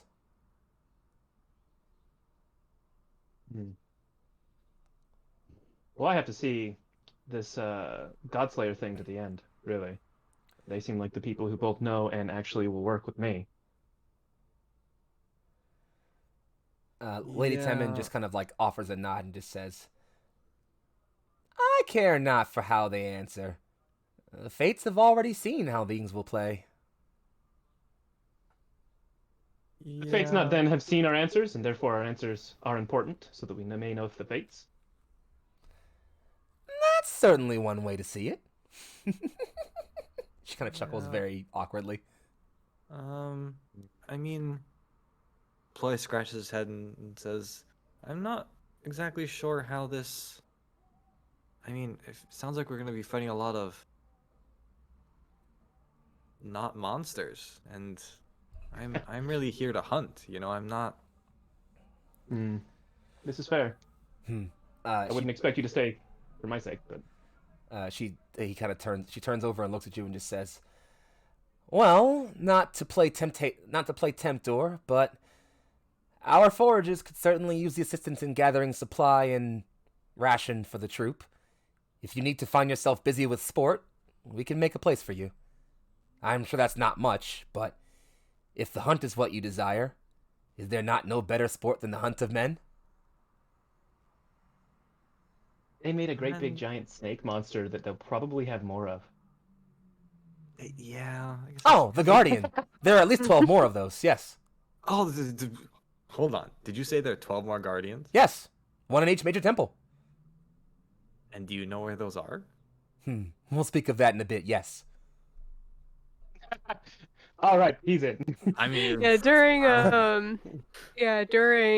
this conversation, Z will just have like very contemplative look on her face that kind of softens into a little bit of like almost hurt and then hardens back into like almost this anger. And she'll just look up and say, "I'm in." Nikali looks over. Oh, okay, hello. That's fantastic. Thank you. Really love that. I needed that right now. Yep, thanks. Super great. Awesome. Thanks, We're friend. not hearing anything on our end. Oh, cool. That's actually great. There was a really loud motorcycle that went by, and I was like, cool, thanks. Love that. no, yeah, Fantastic. yeah. Appreciate. So, hey, but Cool good job. microphone you got. Good Hell, job, Mike, not picking that shit up. Fuck yeah. We love enhanced tech. Hey. Anywho, not to preserve the moment. Nikali looks over at you, Z, and just says, "I heard tell Salim was unkind towards you." Well, he was plenty kind, just not in a good way. She lowers her gaze and says, "The feeling is relatable. We will have his head at some point. I understand." And there's like, again, just like a very somber expression on her face. He didn't even want me. I mean, have you It's seen okay, me? buddy. It's fine, Floyd. And Floyd's kind of like looking back and forth, trying to lighten the mood. And anyway, but I was there, and he didn't even want me. No, he just wanted to kill you. Well, just And me. pat his shoulder. It's like, it's all right, buddy. I understand. I felt looked over too. Yeah, Nikali does chuckle. She does kind of just like break the sadness. Some people don't have taste. It's fine. Well, if you're all in, then let's get to it. She begins to indicate to several points on the map. I'd like to get you all situated along with our situation, helping us out in the things that we need around here. As such, I'll indicate a couple of important tasks. There's no rush on handling them. While I'm certainly technically now your commander, I am not here to order you all around. I'll simply indicate the things that we could like to have help with, and if you wish to assist us with them, simply let me know. The first place she points is to a sort of a dip in the river down here. Her face turns very, very serious, and she says, Wait, where? We can't see Oh, your thing right. because you're still on the GM layer. "Oh, shiza." There we go. Okay, we can see the missing okay, scouts. There you we go. see. Yeah. She says that and just says, Hey. about a few weeks ago, a few of our scouts who were outposted not too far from the border of the jungles went missing. We haven't got reports, and we don't know if the Emir's men got their hands on them, but if they did, we are volunteers, you see. Not many of us contract soldiers. Asking any of us not to break is more than I can request of the average man who serves me. You understand this, yes? More than you can ask a trained soldier in many cases. Exactly. While we don't know much about what might have happened to them, and we can't really spare the manpower to set out to handle a rescue or exploration mission, I would appreciate, if you found time in your travels, investigating the area, reporting back with whatever you could find. Also, I mean, if you need help training scouts, I am a ranger well versed in desert landscapes. Joshua kind of We'll talk about pipes up and says, "Our riders are pretty well trained. From the skies, we have a better eye than most could think. On the ground, deceptive, stealthy, and efficient. I sense there are things that maybe we could teach each other at some point. We'll find time." Very well. Nikali kind of says, on to more exciting matters. She indicates. Let's look at the list first. She indicates off into a sort of symbol over here, where it appears to be like a large symbol of some kind of building. This may sound a bit uncomfortable, and my apologies ahead of time, but let's just say you lot were already headed this way. This is the tower. That is the only name is collectively called, though it is known by 1,000 other far darker monikers. It's a large prison complex used by the Emir of most of the cities to keep those who are unruly before they're sent off into the mines or down in the pits. From what we understand, your goal was to stay there for a bit and be broken. There are more of our individuals there than I can count. Beyond that, hundreds, if not more, of other Sethani and other Zoran citizens kept trapped in this place. If possible, I would like to see if we could rally some of them to our cause. Mm-hmm. So we will raid the place, take it by storm, and free everyone that we can. Joshua types up again. The trouble is, we don't have the manpower to storm the most guarded facility in almost all of Zor'aa. So, either we find an army, we get ourselves slaughtered, or we sneak in. Prison break. I mean, Joshua, I am extremely wanted and require no weapons, so that might be a fun thing to do. I mean, we were halfway there. Joshua gets a wide smirk and says, on a prayer. Joshua gets a wide smirk and says, we've been thinking about some things, and with your help, given you are already wanted fugitives now, I think we could pull some things together. If you end up in the vicinity, he pulls out a small bone-like whistle. There's a hill overlooking the tower about a mile or so mile or so west of it. You certainly can't miss it if you're traveling that way off the road. When you're on this hill and overlooking the tower, blow this whistle. If there's a response call similar to the one you heard when you got here, follow it. Someone will get you inside. Okay. Nikali pipes back up, points further south, and says, regardless of... I'm sorry, not there yet. Points there, actually, and says, regardless of prison break plans or missing scouts, we need more troops. Recent events have seen our numbers thinned somewhat. We found the best way to do that is to simply go about to the smaller towns. Heading to any of the major cities would see us caught up by the Emir's forces or the Torvali. We'd be snatched up before we could make any serious headway. So instead, we travel the routes, picking up caravans, traders, pilgrims, or even just going into town to find disaffected workers, slaves, people who feel fed up with the way things are. The town of Boone is not too far out to the east there. We haven't made time for a rest stop there, but there are agents expecting our arrival there. Again, we have to remove our troops to handle some more things, so if you guys end out that way, I'd appreciate a check-in. Go with my name in my favor, and we'll see if we can't get you guys to help out the recruitment efforts.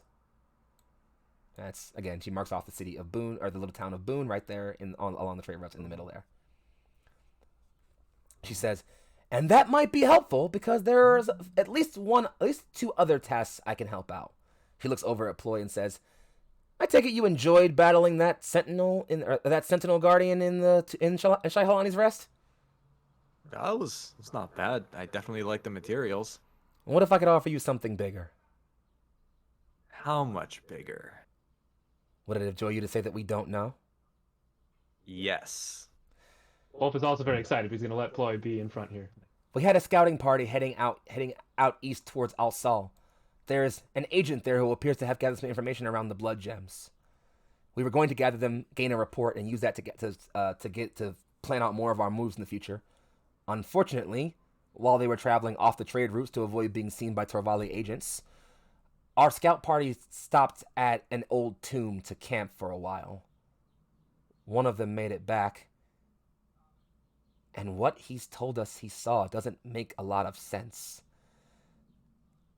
We feel it might be one of the god beasts. That's exciting. There's always the possibility that we're wrong, but whatever that thing was, it was massive, destructive, and maybe something we can use. Maybe. You appear to be a pretty competent hunter, if not, a bit eccentric. If you and your party end up out that way and finding this thing, do what you will with it. Capture would be appreciated. You never know what this thing might be. But failing that, kill it. Its hide might be helpful. All right. I mean, I'm certain if it dies, I can, come up with some uses. And that's I'm going to go ahead and move that symbol over there. If you head out east, you will find the Tomb of the Watcher. It was last sighted around there. As already mentioned, we have an agent in Al-Sal who's supposed to have some information about the blood gems. Given your indicates to the Javelin employee's bag proximity to them, mayhap you lot would be the best to gather that information for us. If you find yourselves in the city, once again, mention my name in a tavern, and see if you can't gather up our agents. Maybe find out what in the world the Emir have planned for these things. The last task I can give you is the most complex. You all recall the airship you were rescued from, yes? Yes, that was a good fight. Yes. The raid we did was one of our best. Less casualties than we usually encounter. Unfortunately, our plan wasn't necessarily to bring down that beast. You see, waging war all across Zor'aa requires insane degrees of troop movement and travel. And while the sands of Zor'aa are incredibly well patrolled by the Torvali and other agents of the Emir, the skies, well, those can be a different story. As such, we need you all to head out here, and she indicates an area down to the south, over where it's labeled Desert of Ghosts. There are a breeding ground for those bloat whales down there. Mayhap, if you could go down there, a few could be convinced to join the cause, she says with a bit of a small smirk.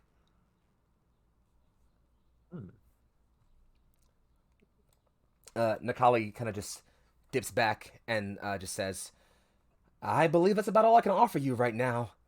Everything else is mostly other things handled from our troops at the moment. But if I can guarantee your loyalty, I will fill you in on what appears to be formulating to be our best plan. Joshua looks over at Nakali with a questionable look and just says, please do not go mentioning this nonsense. It's insane. Nakali says, and you have nothing better. Hey, if it works. It's not done if it Any works. plan that works is a good plan. A plan is better than no plan. Joshua, Our plan for getting up the airship was to break open the side of it and jump. Yeah. It is true. That was And the it plan. worked. Joshua kind of says, yes, and while that raid was certainly daring and got new help, and certainly competent seeming help, in our ranks, it also raised the alert on us. We can't stay here too much longer, and there will certainly be more troops headed our way. We don't have a lot of time. Nakali says, exactly.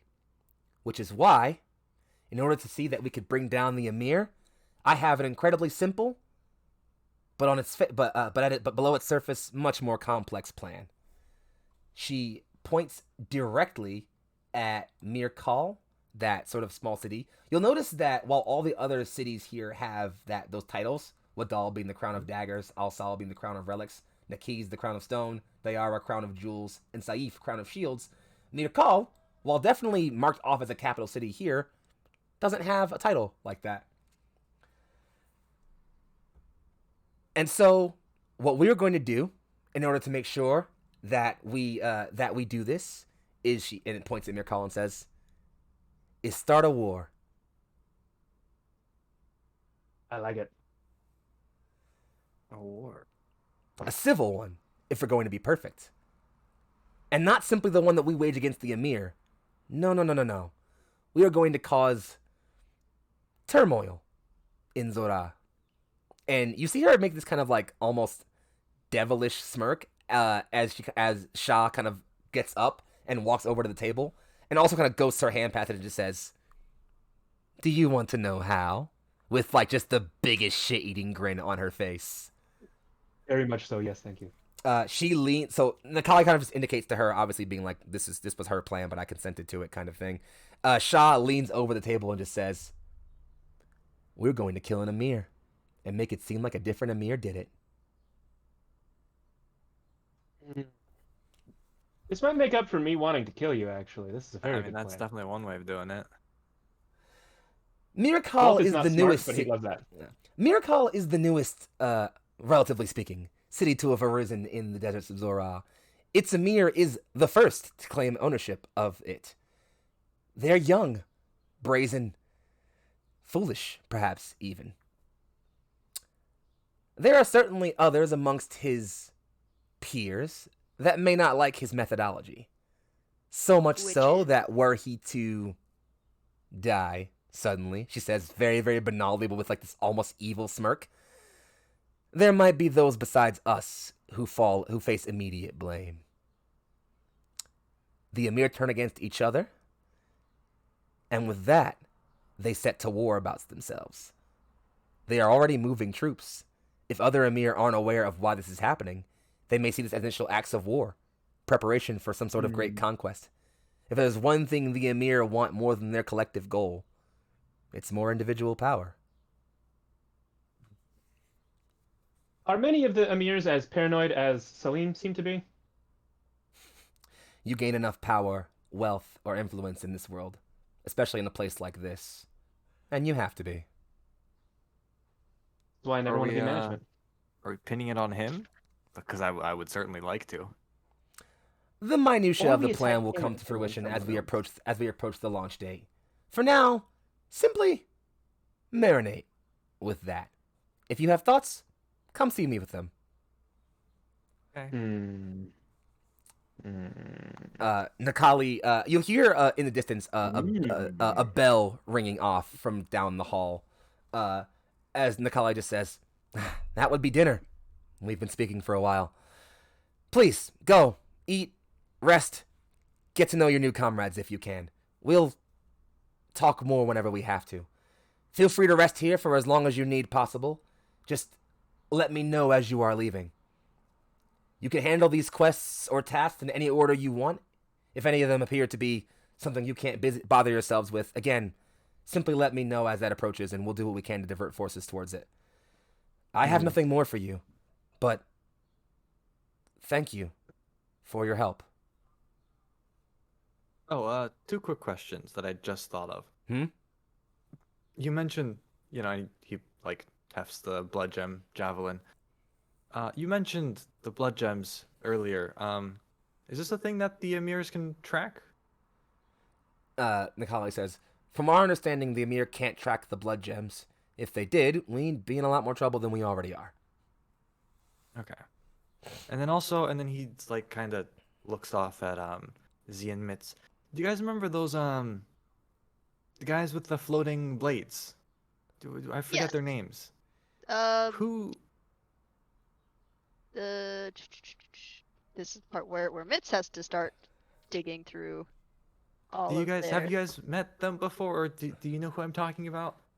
Blade Soul Monks? Mm-hmm. Yes, what Wolf put Lights down? Roleplay. Yes, and didn't make a joke about it, Nikali but he has the right brightens a name. little bit and says, "Yes, they are a revered group throughout Zor'aa. I have spoken to them many times in my youth. They're a seclusive bunch, tending not to move too far outside their monasteries, save for pilgrimage and training exhibitions. But their faith in their convictions and their fervent, if not zealous, adoration to their code makes them admirable to most of the people around these parts. To recruit them would be one could dream." Mitz Who? gives a look over to Z and is like, One more, another two questions from me. One, We can ask. how can we contact you again without interference from the Emir? Lady Temin wheels her way forward, pulls out 2 seashells, one of which she hands over to you, Mitz. The other she gives to Nakali. Nakali just says, "Temin's magic is potent, old stuff. whisper into that if you need to reach me, and a link will be established. Second question. I'm sure you must know something about those magic ceiling cuffs that the Emir seem to be fond of. Give me 1 second. DM didn't expect this question. Shit. No. Oh. No, the trouble was I did. It's just.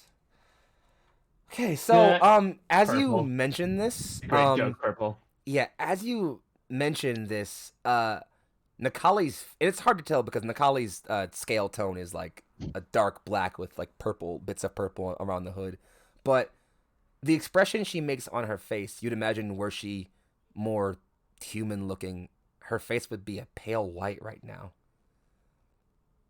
Yes, I know of them.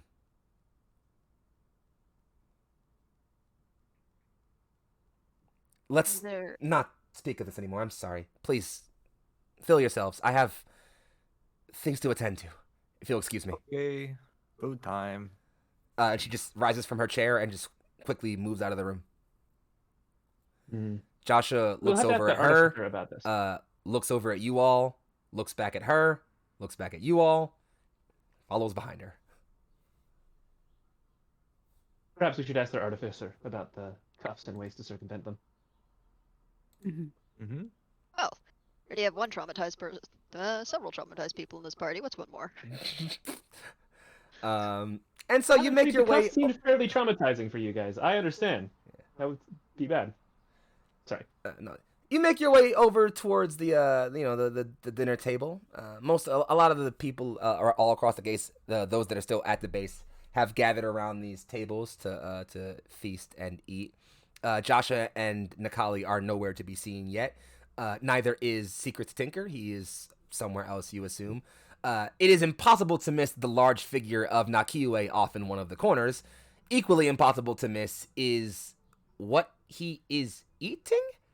You'll notice that the table he's at, no one else is around. It's just him. People seem to be giving him a good, decent bit of berth. As everyone else seems to have, bowls of this stew and just savoring in bites of it. Nakioi appears to have what looks to be a humanoid corpse. And as you look over, he grabs an arm, snap, pulls off the upper part of the arm.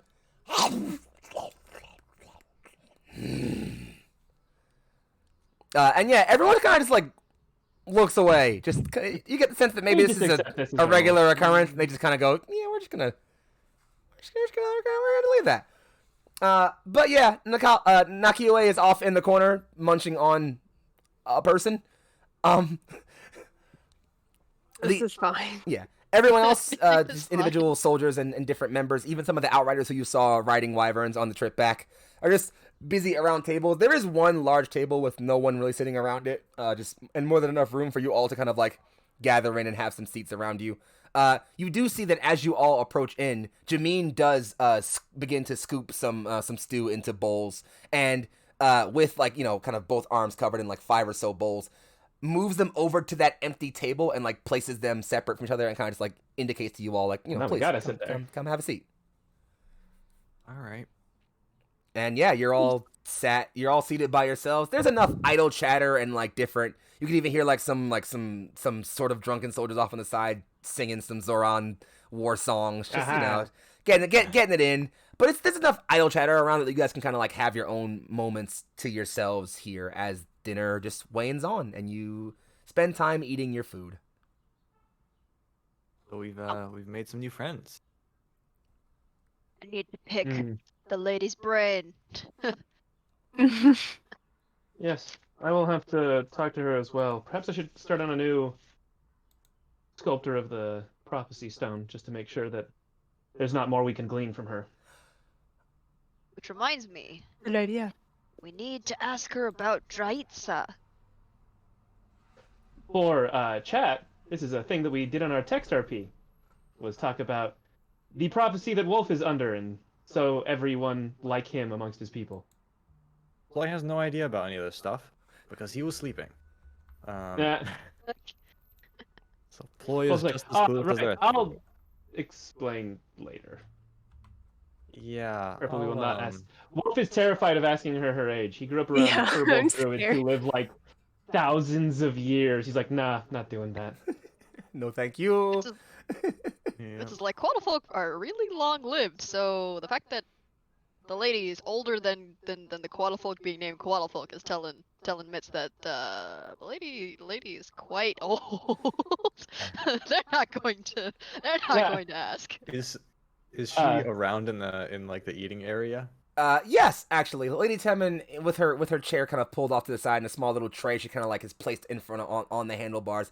Does have a plate of soup and is like lapping it into her large turtle-like jaw for a bit. Yeah, just you guys be careful with that. She is here in the room. Careful she doesn't hear you guys. It's like, oh, I'm certain she already heard us.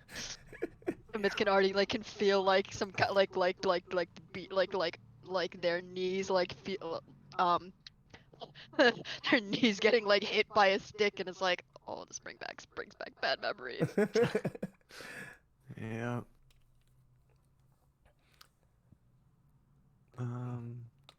So let's see. Well. Do I have this happen now? Let's see. Oh, you know what? I'm gonna mention one thing real quick as a quick pause before we go back into things. So I want to mention what's gonna happen from here. Obviously, it's one to my players and two to chat here. Mm-hmm. I am going to, even as the GM, be taking a little bit of a back seat here because now that I've given you guys, and I'll even move you guys over to back to the base map so you guys can see where what's happening over here, right?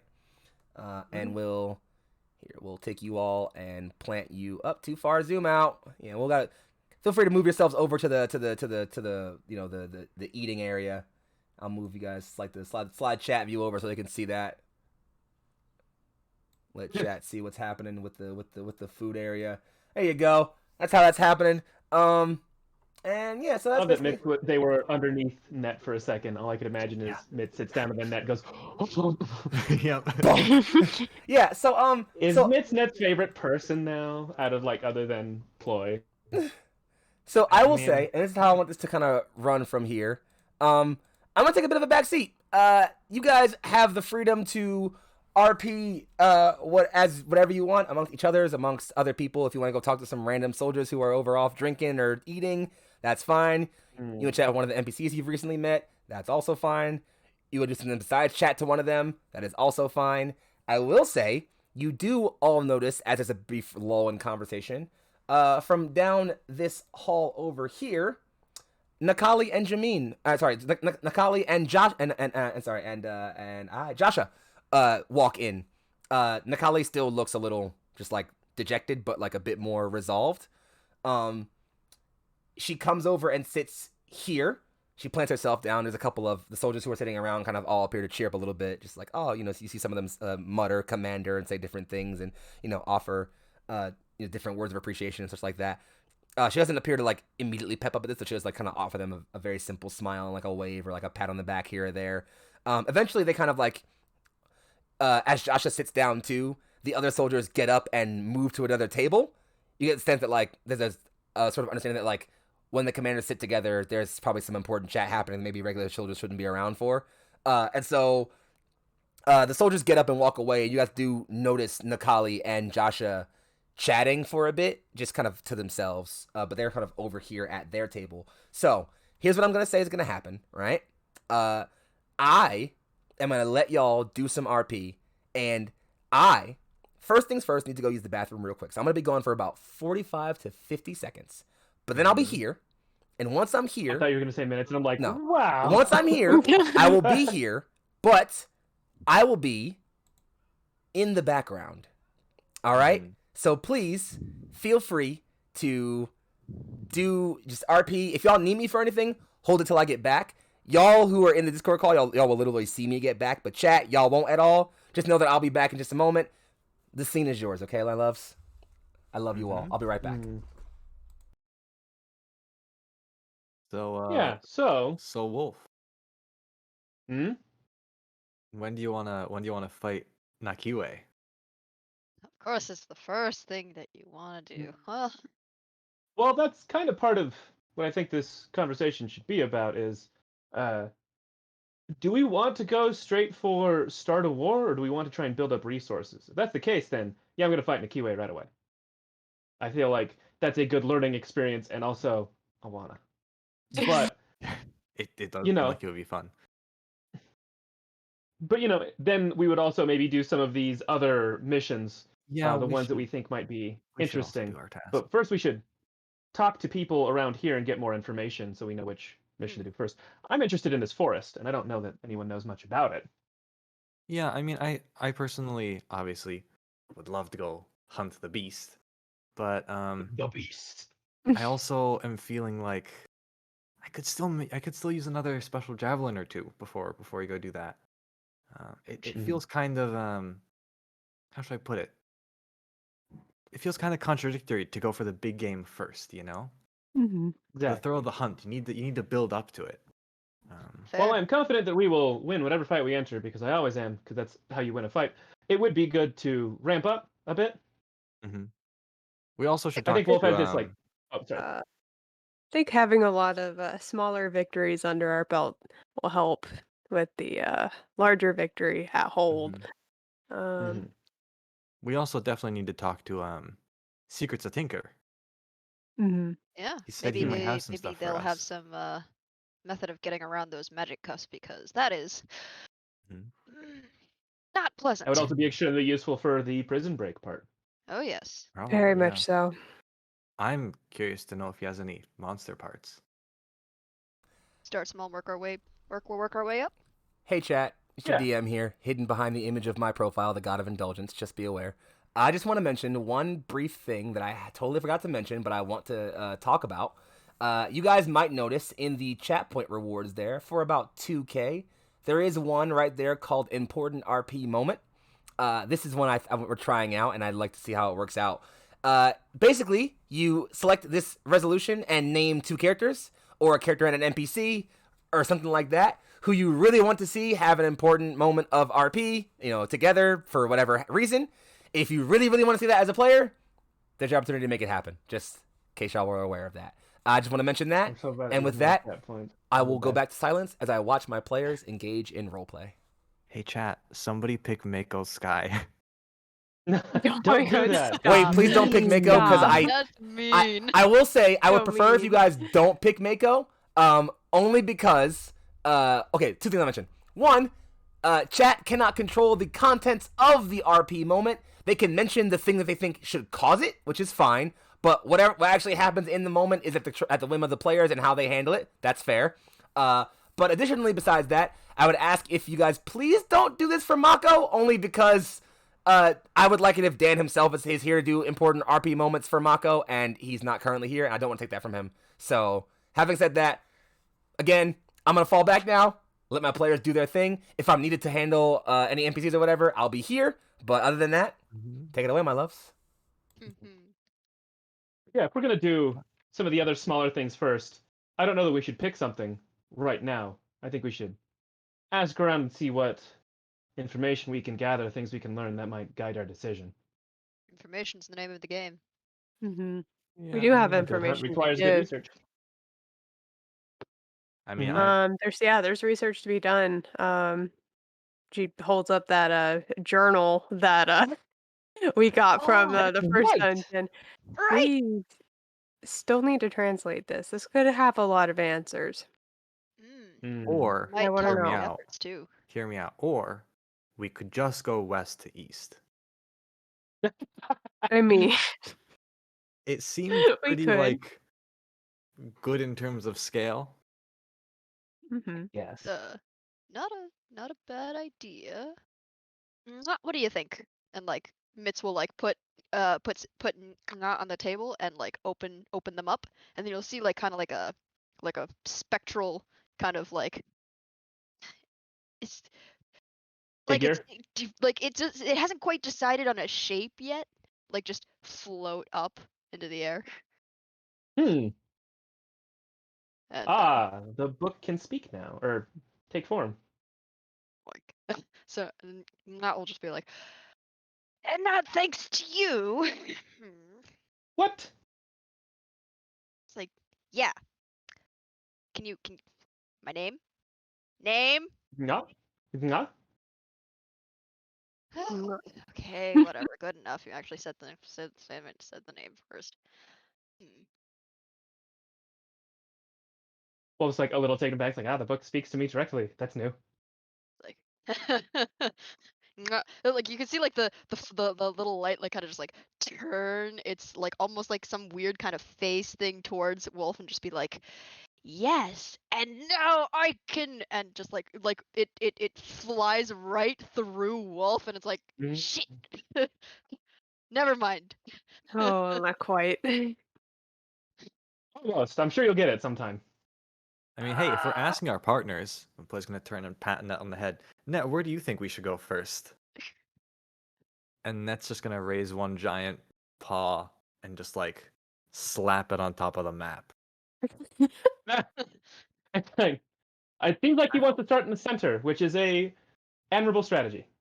Yeah, I mean, Net always has the best ideas. What can I say? Is his intelligence score higher than Wolf's? It could be, actually. It probably is. I mean, Wolf's not that dumb. Anyways, Uh, no, I would like to see if we can find out more about this forest, because I do think maybe the scouts is a more pressing matter. Yeah, that's what I was thinking I also too. would like Yeah, to they get out do of the seem hot to be sand in if I more could. danger. Yeah, Also, yeah, the missing scouts is always bad. You can see him now just kind of like bouncing like on Wolf's head. Just, like it's not actually like it's still going yeah, through it's Wolf. phasing through. Yeah, it's just like god damn it, need to hit, not working. You'll get it eventually. I believe in you. Yeah. Book. It's like, damn So, it, stop calling me Book. should we go talk to Secrets of Tinker now, or do you want to wait a little bit on that? I'm gonna have to take a minute before I talk to Lady Temin. But so yeah, we can. I think that'd be a good place to go. We could bring him some food since he seems to have missed it. Oh yeah. As you guys are considering this, looking over, you'll notice Nikali kind of as she's chatting to Joshua. There's a back and forth, and he appears to kind of say something a little sternly to her, almost. She stops, takes a breath, and then rises from her seat. Food no longer in hand. She's left her bowl there. She walks very briskly over to your table. Zenari, was it? Yes? Yeah. If you have a moment, could I speak with you? Do we have a moment, guys? Feel We're free. good. Yeah, I mean, Okay. still bouncing. Mitz is just Yeah. like, Yeah. She'll get up and yeah, just So she go to talk for sure. She pulls you off over to the side of the room where it doesn't appear that there are any individuals watching. Looks off to the side, appears very uncomfortable, and then sort of just says, "With me, please," and takes you continuing down the hallway back into her quarters, where she stops and just says, "You asked me about those cuffs, yes?" Technically, Mitz Oh, does. that was Mitz. Ah. But I mean, I was equally as affected by them as they were. Yes, I'm sorry, actually, that's... You see, she looks like very haunted for a bit. An error on my part. Excuse me. She kind of just, like, tells you to wait here for a bit, walks back over into the dining room, actually, over to Mitz and just says, "You too, actually. Sorry for breaking your friend group," she says, looking over at you two and offering what looks to be a very somber smile. Boy's gonna smile and say, "It's okay. Yeah, just, you can take her." And he's gonna kind of side eye Wolf and nod his head like, "Think you know what I'm thinking?" Oh no. Oh no. Mitz, I'm really not sure, but I'm ready for whatever it is. Let's go. well, Mitz is gonna pick up, and just be like, okay, fun's over. The hologram has to like follow the book that it's attached to, but I love that. still trying to get I him. mean, Ah, as soon as they're out of hearing range, Ploy's gonna turn to Wolf and say, "Should we go? Is now the time? Should we duel Oh. Nikiwe?" Possibly. He is There's still in nobody the to corner stop us eating now. right now. You're gonna do that on a full stomach? You can see he is now, like, finished that whole arm he was working on and is now, like, grabbed a leg and is, like, you know, gnawing at a leg bone. You can hear Well, what if Tinker gets us cool new stuff to help fight him with? Yeah, he's like, you see him kind of, like, working on the meat for a bit, and then it's like, just a really hard crunch as he, like, snaps into the bone. Okay, I mean, I guess we can wait for the others. I would like to, sure, but it seems rude to interrupt a man's meal. I guess that's true. Not to GM Fiat you guys here. He would find it incredibly rude. Just making you aware of that. I mean, Wolf with his like culture of shifters where they all kind of can become animals, I'd imagine he has this sort of thing of like, oh yeah, eating a humanoid body isn't that odd. It's the kind of thing that as like a shifter gets senile and starts becoming more and more their animal, they end up doing, and it's sort of just accepted. Just kind of So he's happens, like, you know? It's uncomfortable for him to consider, but it's the same kind of uncomfortable as like a person in real life considering they have a history of Alzheimer's in their family or something. Give me 1 second. I have to check on Purple. You said you wanted an important RP moment. Was it for Wolf and Nakali or Wolf and Nakiwe? Because if it's for Wolf and Nakiwe, we'll get to that in just a bit. Don't worry. I think they mean Nakai the Wanderer. That would, yes, Nakiwe. The big dude. Okay, so Nakiwe. Got you, no Different. problem. Yeah. We'll get to him in just a bit. Don't you worry. In any case, panning back over as Mitz and Nakali walk back over to where Zanari is. Right. Forgive my short-sightedness. You felt those cuffs on you, yes? Mm-hmm. She kind of looks stern, solemnly at both of you for a moment. Was he? She seems very quiet for a brief minute, doesn't say anything, but then she takes a very deep breath, almost maybe stealing herself, and just say, was he uncaring of either of your boundaries? She seems trepidatious around the wording.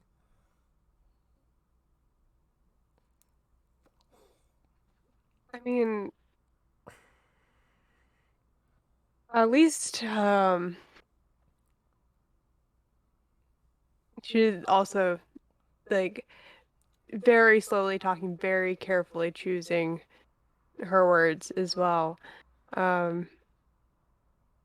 The most he got towards really anybody in our entire group was just closer towards us within the throne room, but we were taken to that airship before anything else. Mitz is just gonna be like, hold on. You're not putting there. Seems this asshole was very interested in Z over here, and like just kind of like they like put like an arm around Z. Nakali looks over at Zanari. Just that same somber expression upon her face. I had feared as much. Salim is power hungry. He desires whatever he sees in front of him. In particular, powerful women.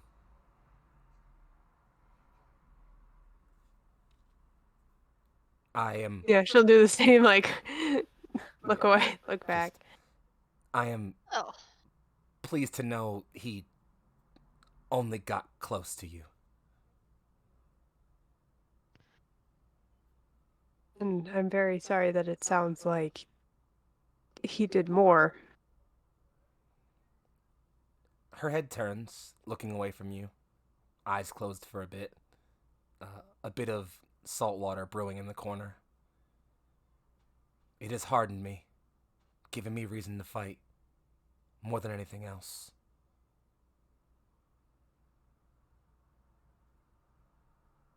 I understand. And we're gonna take him down. We'll see him dead. he's not. Soon. And failing that, cast down. Everything around him ruined.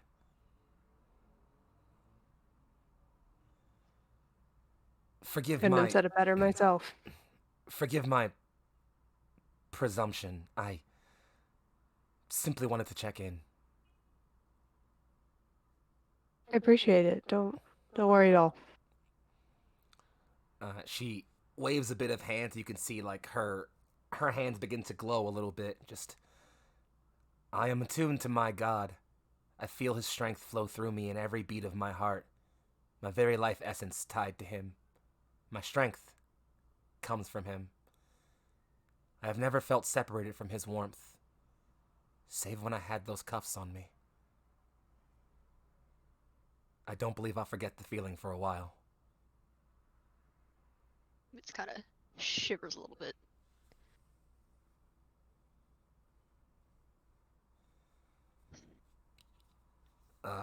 She takes a minute, doesn't say anything, but eventually places a hand over on your shoulder, Mitch. She's a little bit taller than you, and just says, "You all, both of you," placing the other hand on your opposite shoulders, Inari, "have good compatriots around you.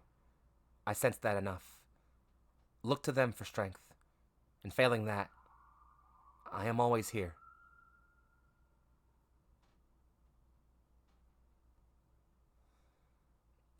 Shaking her head a bit and like trying to bring a smile back, just says, "Please, go eat for now. I have more planning to do. Thank you for taking this time to speak with me." Of course.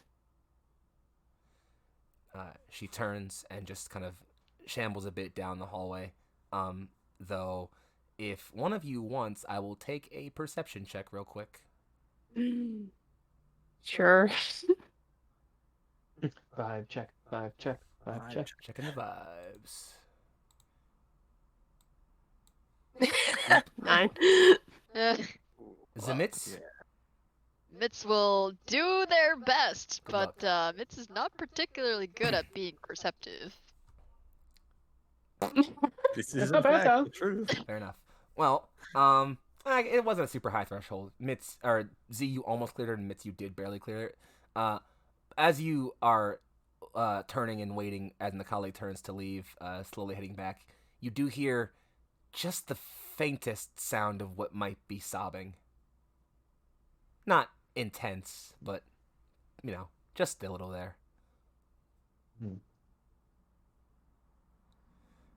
But other than that, you two are left in the hallway on your own, unless you would like to just go and rejoin the group immediately. Oh, show. Sorry, I can't. That was, All right. well, That was intense. that was. All right. And I will, again, if you guys have anything you want to say to each other privately as you head back into the room, then feel free to do so. Otherwise, yet again, you rejoin your compatriots. You see Wolf and Ploy idly chatting about whether to go see Secrets to Tinker or to go and brawl with Nakiue for a little bit. I'm telling you, I would hope that we Nakiue- really should. We should brawl him. What if, I am tempted because there's tables here, and there's just nothing funner than a good barroom brawl where I get to throw a table around. But just, it seems rude on our first day. I don't know. Just got here. Hey. Start a bar fight! Yeah, basically, it's food fight. I mean, yeah. Mitts claps Wolf on the shoulder, just goes, the usual strategy. I mean, it would be fun. I just, It would again, be fun. we're new here. Ah, That We would be are very new fun. here. As you're Into a ballroom considering blitz. these things, you look over and notice that Nakiue has, despite there still being a good amount of corpse, as Z and Mitz walked away, and they weren't gone for too long. It's gone. The corpse is there's a puddle of blood on the table. Other than that, it's gone. There's The no bones other. too. Interesting. There's no corpse left. It's gone. There is an incredibly loud roaring belch as Nakiue, everyone else you kind of see them slowly rise up almost in a respective sort of simple stance. Nakiue just jumps himself up, almost forcibly just flipping the table over, and just stomps his way, or begins to stomp his way back towards the armory. I think Wolf would look to his friends and be like, "Do you two mind? I mean, I don't want to leave you in the lurch here, but like you can see like the tiny tail, like the very short tail in his furs on his waist, just like start wagging a bit. It's like I kind of want to." I do want to ask before this happens, because I think it might be important to know, how are Z and Mitz coming off as they're returning to the table? What's sort of their expression, feelings, aura? What are they giving off right now? Honestly, like, even since getting to this hideout, like I said before, like, Z has not been carrying herself in the same way. Like, she's still, like, just comes off as small. Like, that's just where she's at right now. That hasn't changed after this conversation either. I think Wolf would want to stick with Mitz and Z then in that case.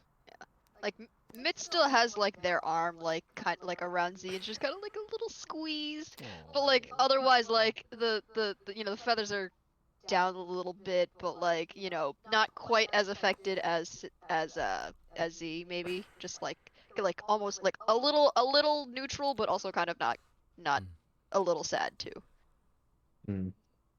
Let's take food to Tinker then, I think. And maybe because we're real close, we'll go get. All right. But yeah, and you guys can totally, if you want to, feel free to walk over to Jameen and grab a meal to bring over to Tinker.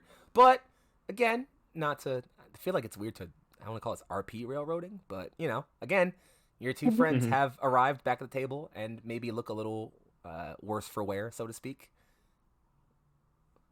Yeah, I think Wolf wouldn't want to push the matter. He's very much I will talk to someone when they want to talk.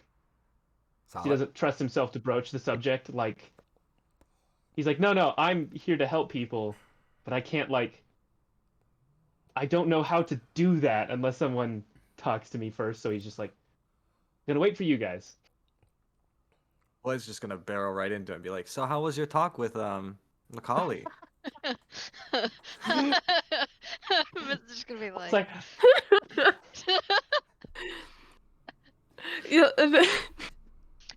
and a little bit of an exasperated look, but then just kind of a little bit of a smile will creep across the corner of Z's mouth. And it's just like, I mean, it wasn't exactly an easy conversation to have, or I guess like the subject matter wasn't great. The suspicion that I had with you know, talking about the magical shackles that we were in and everything. I had I suspected that Macaulay had some previous dealings with the Emir, and was very similar to how he was acting around me. So I think it was worse. I see. I think it was worse. It's not my story to tell, though. Not my story to tell. But I did want to check in with you guys. Just with everything that happened on the airship and everything. Yeah, I'm just really sorry it happened like that. I volunteered you all for something that you never need to apologize. I still feel like I there was no volunteering. volunteered you all for something. I don't know. And hey, I've made we're a group. it closer to my entire people's goal because of you and Mitz than anyone before me. I'm here for that and for you. Whatever you need. Thank you. It meant a lot. It meant a lot for all of you to come to my tents like that. Just between those shackles and the second that guy paralyzed me in some way were just, I think, the most powerless moments of my life. I just sat and watched as they could take you all down, and I couldn't even move. I could barely breathe. Mm. Pretty shitty. And You helped greatly. We Yeah, couldn't have done any of that without you. Yeah. it's true. They knocked me out first. That was Yeah, I gotta do something about you getting knocked out all the time. look, Not look. healthy. I can't help it if the first thing they do is go for the squishy wizard. Okay, you can kind of like just hear like like It just is. immediately pop out and go like, well, it'd help if you would stop not be squishy. I'm like, God damn it. Yeah, Stop. It's the tactic I would honestly use, to be fair. yeah. All right. You are quite powerful, frighteningly so. It's Well, I mean, it's not like I know any damaging spells though. oh, but there's so much more than that. That thing where you held that person still. Oh, that was very good, Z. That's the kind of thing I Oh enjoy. yeah. Let me use them as a battering ram. Oh, if we had more time, I definitely would have You thrown them did outside of the that. ship. Hey, gotta say, we're the squishy ones, but we certainly know how to, well, help out in a fight. There's so much more too. We couldn't have this job if it was just me and Ploy. No offense, Ploy, but we don't exactly know what we're doing when it comes to tombs and such. No, not really. I mean, I'd still be it's- out fighting bandits for very little money. yeah, I really hate those cold, dark places. Mm. I mean, this Yeah, place is Fair much enough. better. So that happens to be where all the best things are found sometimes, huh? Yeah, What is including it all the about really big humanoids that we monsters. hide all the cool stuff underground where no one can find it? Let's go get food for right. Tinker then, I guess. Yes, that's what we were doing. Secrets to Tinker, because they did request the full name. Yes. Oh, that's right. It's like you will not Secrets be to sure, Tinker. and you just like you hear like not like in the corner like kind of like screeching at Wolf and be like, see, you're not supposed to freaking shorten people's names. I have 5 names. Do you want me to use all of them all Yes! the time? You It's I just can't. like head in hand I and can't just like say face Lurchus Deutsch Gwenwith Subluing Duthschacht all the time. It's not viable. that is Wolf. a name. That is a name, and it's like and it's just like, and you think my full name's any easier to pronounce?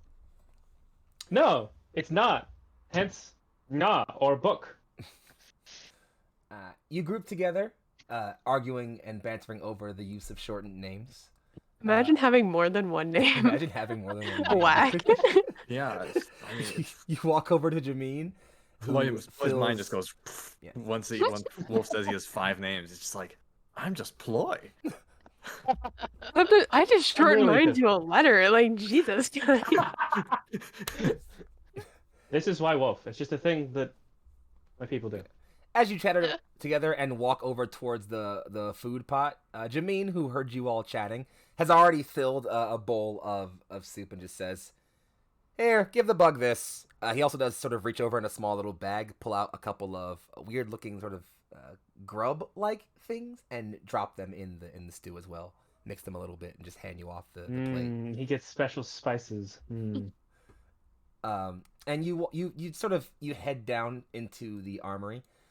Secrets, who has been tinkering, looks up and just says, "Ah, new friends! And you brought food! Much appreciated." You seem to be busy. Yes, thought yes, you'd enjoy busy it. for all of you, actually. You can see that what he was tinkering with before you came back was this large chest that, even at a cursory glance, just looks chock full of shit. Just like there is, Yeah. you see some blades, you see some blunt objects, you see what might be an hourglass, an abacus, and some shit. There's just some shit around, you know? Like, Right. and, he just kind of starts grabbing, picking, playing, moving, looking, grabbing at stuff. And what they do manage to sort of come across eventually is he just says, yes, I've been finding things for you all. Thinking. You all aren't too hard to get at first glance. I think I might have it nailed. We'll start simply. He digs in, and with all 4 of his arms, like he starts off with just like the 2 upper ones. Oh my. Other lower arms come down and grab the all 4. And with all 4 of the arms, he hefts up with a great clatter. Let me go ahead and looks to be a handle at first, and then it resolved itself to be a large axe, which he picks up and hands over to Wolf and just says, "Found this off in a mine once. Not entirely sure how it works, but the kobold that had it seemed incredibly brave for one so small.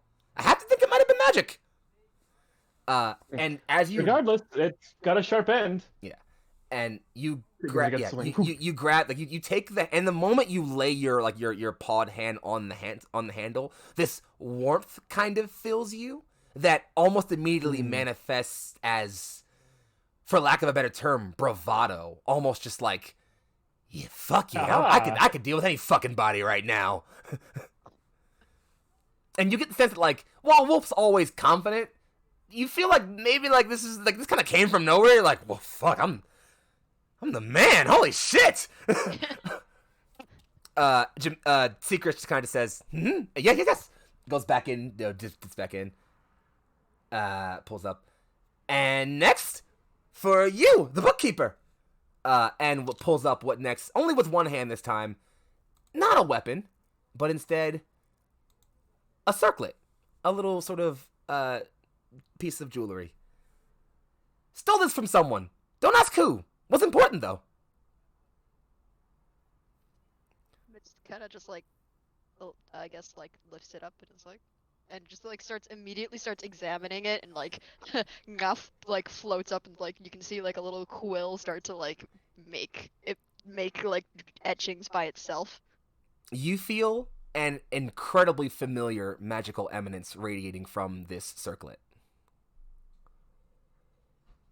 Curious.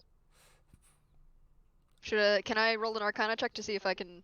Like... You can absolutely roll Arcana right now. I would nothing would make me happier than you rolling Arcana right now.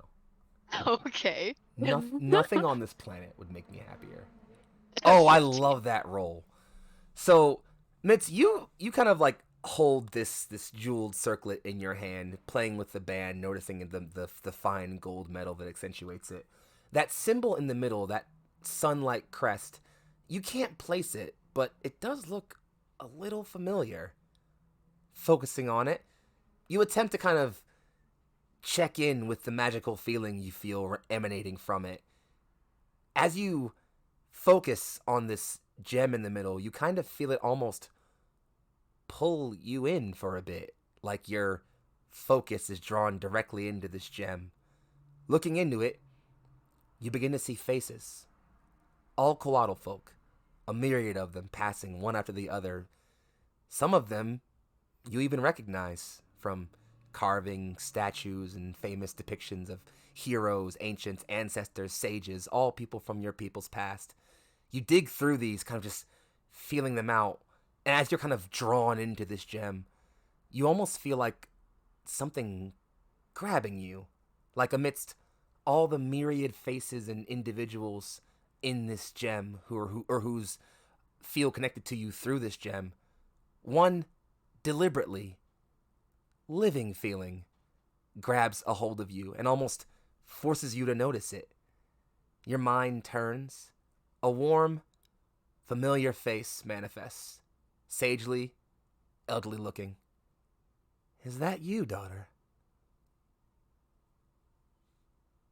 Mom? I haven't felt you in so long. It is good to know you still breathe. Where in all the world are you? I can't feel you that warmly anymore. It's like, haven't you got any of my letters?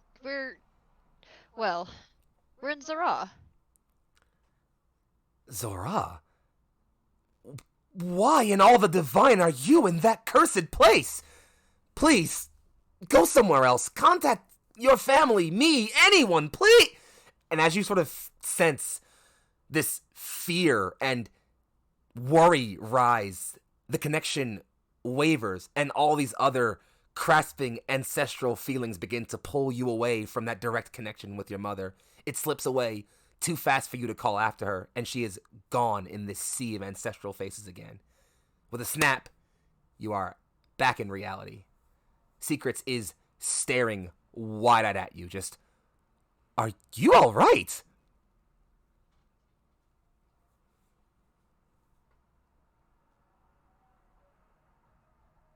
Did the person you take this off of, were they someone like me? No, nothing like you. A big cat, actually. And we'll talk a bit about that in a later sort of post session breakdown. But Mitz, you know exactly what that means, and we'll talk about that later. It's definitely the kind of thing where you're like, I don't want to talk about this right now, but you know exactly what that implies. Secrets kind of almost realizing what he said for a bit, just, please, you hold to that. I'm sorry. And then he kind of just dips awkwardly back into the chest. He says, next, for the Story Keeper. I have been thinking for a bit. You kind of see, like, as he's digging through with his upper hands, his left lower hand comes out and, like, taps the hilt of that sword at your hip, Zanari. Just, that measly blade won't do for a place like this. No, it won't.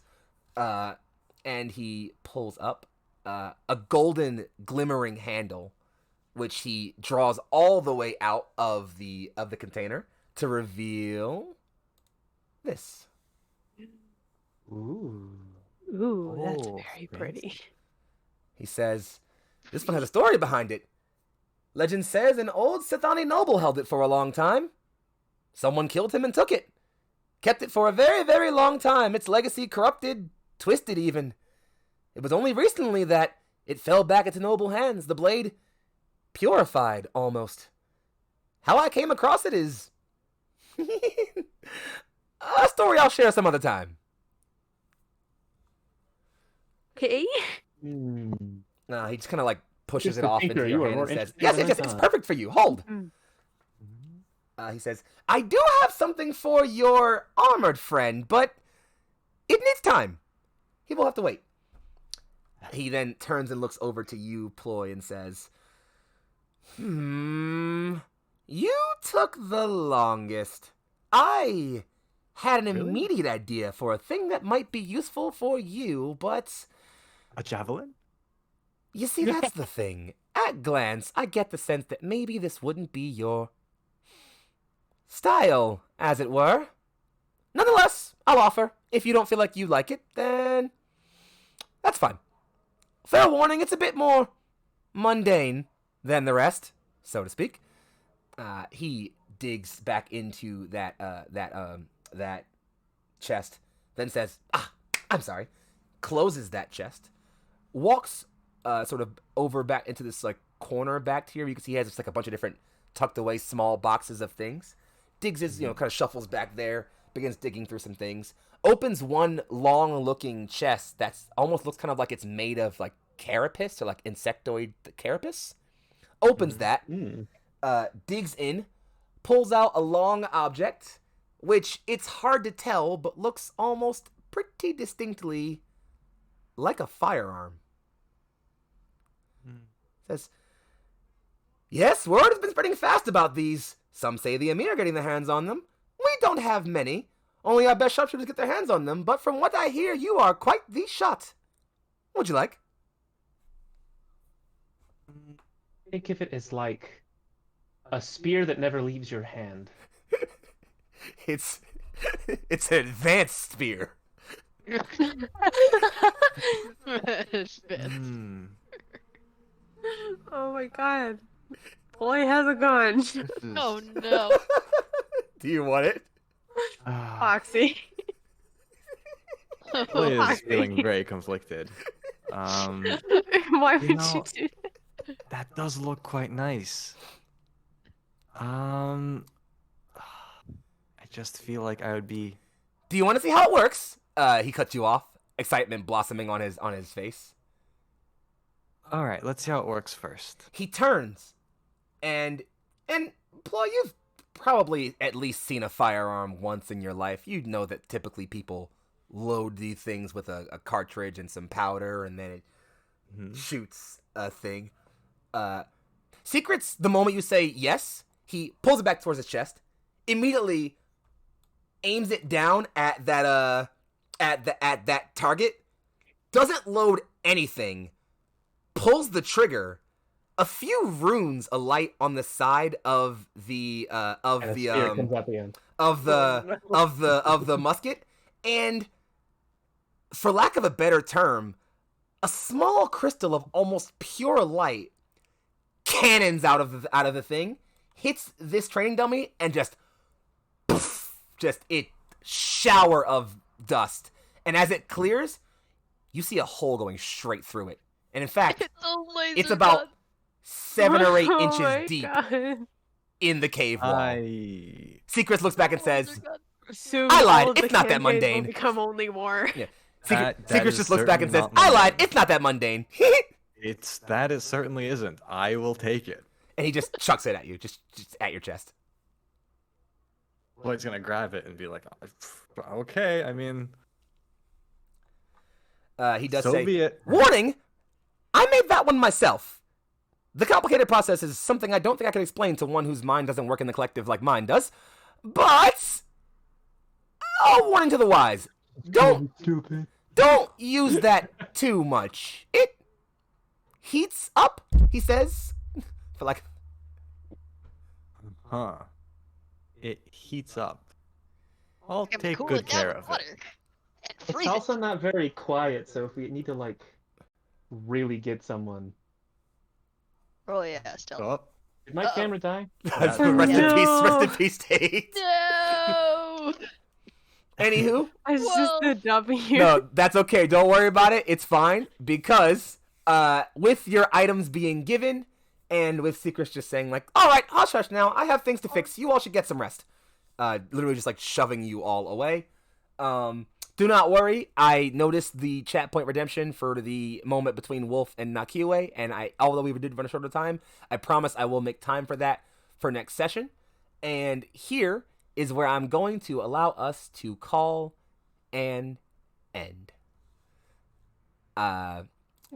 First thing I want to do is get my camera You back get on crappy screen. So camera y'all can now. see me. Hey. Hello, welcome back. Hey. It's me. I'm here. Hi, everybody. So, let's talk.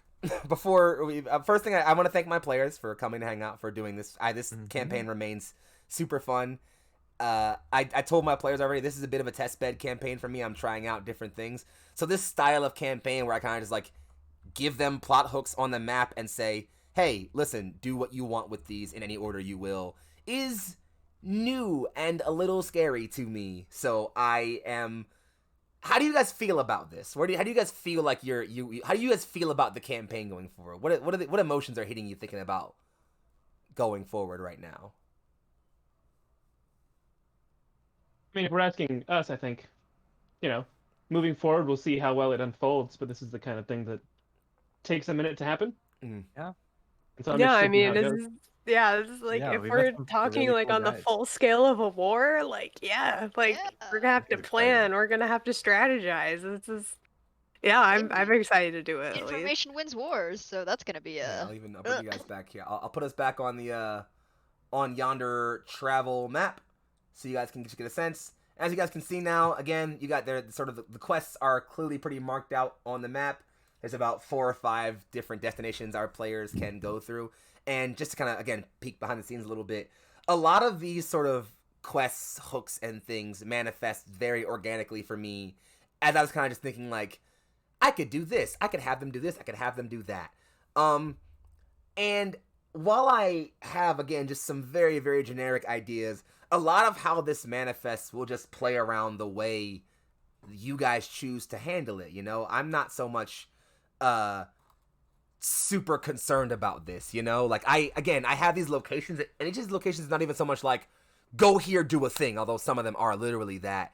But it's more like, hey, go here and find out a thing that might give you some more information on what to do, you know?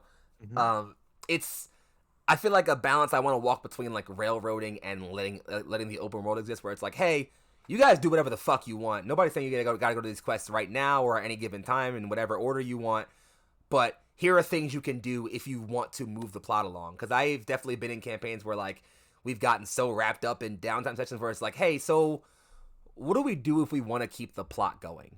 And so I want to give you guys the idea to be like, all right, listen, we can do whatever the fuck we want. We can go wherever we want, explore what we want, encounter whatever we want. But if we ever need to get the plot going, we know where to go. Yeah, like on the flip side though, like I think at least in like if we're talking like more real world events and stuff, like the time that we're spending like during downtime or doing whatever, like other things are happening on the face of the planet. Like we're still aware that there are going to be consequences, so that's kind of what the drive to continue the plot is, because otherwise plot's just going to continue without us kind of like. And that's worth important. I think it's one of the things that I've had a lot of, like, you know, I don't know. I don't like calling myself like a really good GM or something like that, but like done doing this for a while, and like people have asked me questions about, like, you know, like, hey, I'm getting the GMing, how do you do this? And the question I get a lot is like, how do you make your world feel like real? How do you build like a real world? And I said, well, after I develop my, you know, my setting, my general, like, here's where they are, here are the factions that are in place, the important power players, the people to care about, the things that are happening. I asked myself, what are some central tensions? What are some important things that are happening in the world? Obviously, in the case of y'all, as y'all clearly recognize, some of the Emir are building armies for some kind of reason.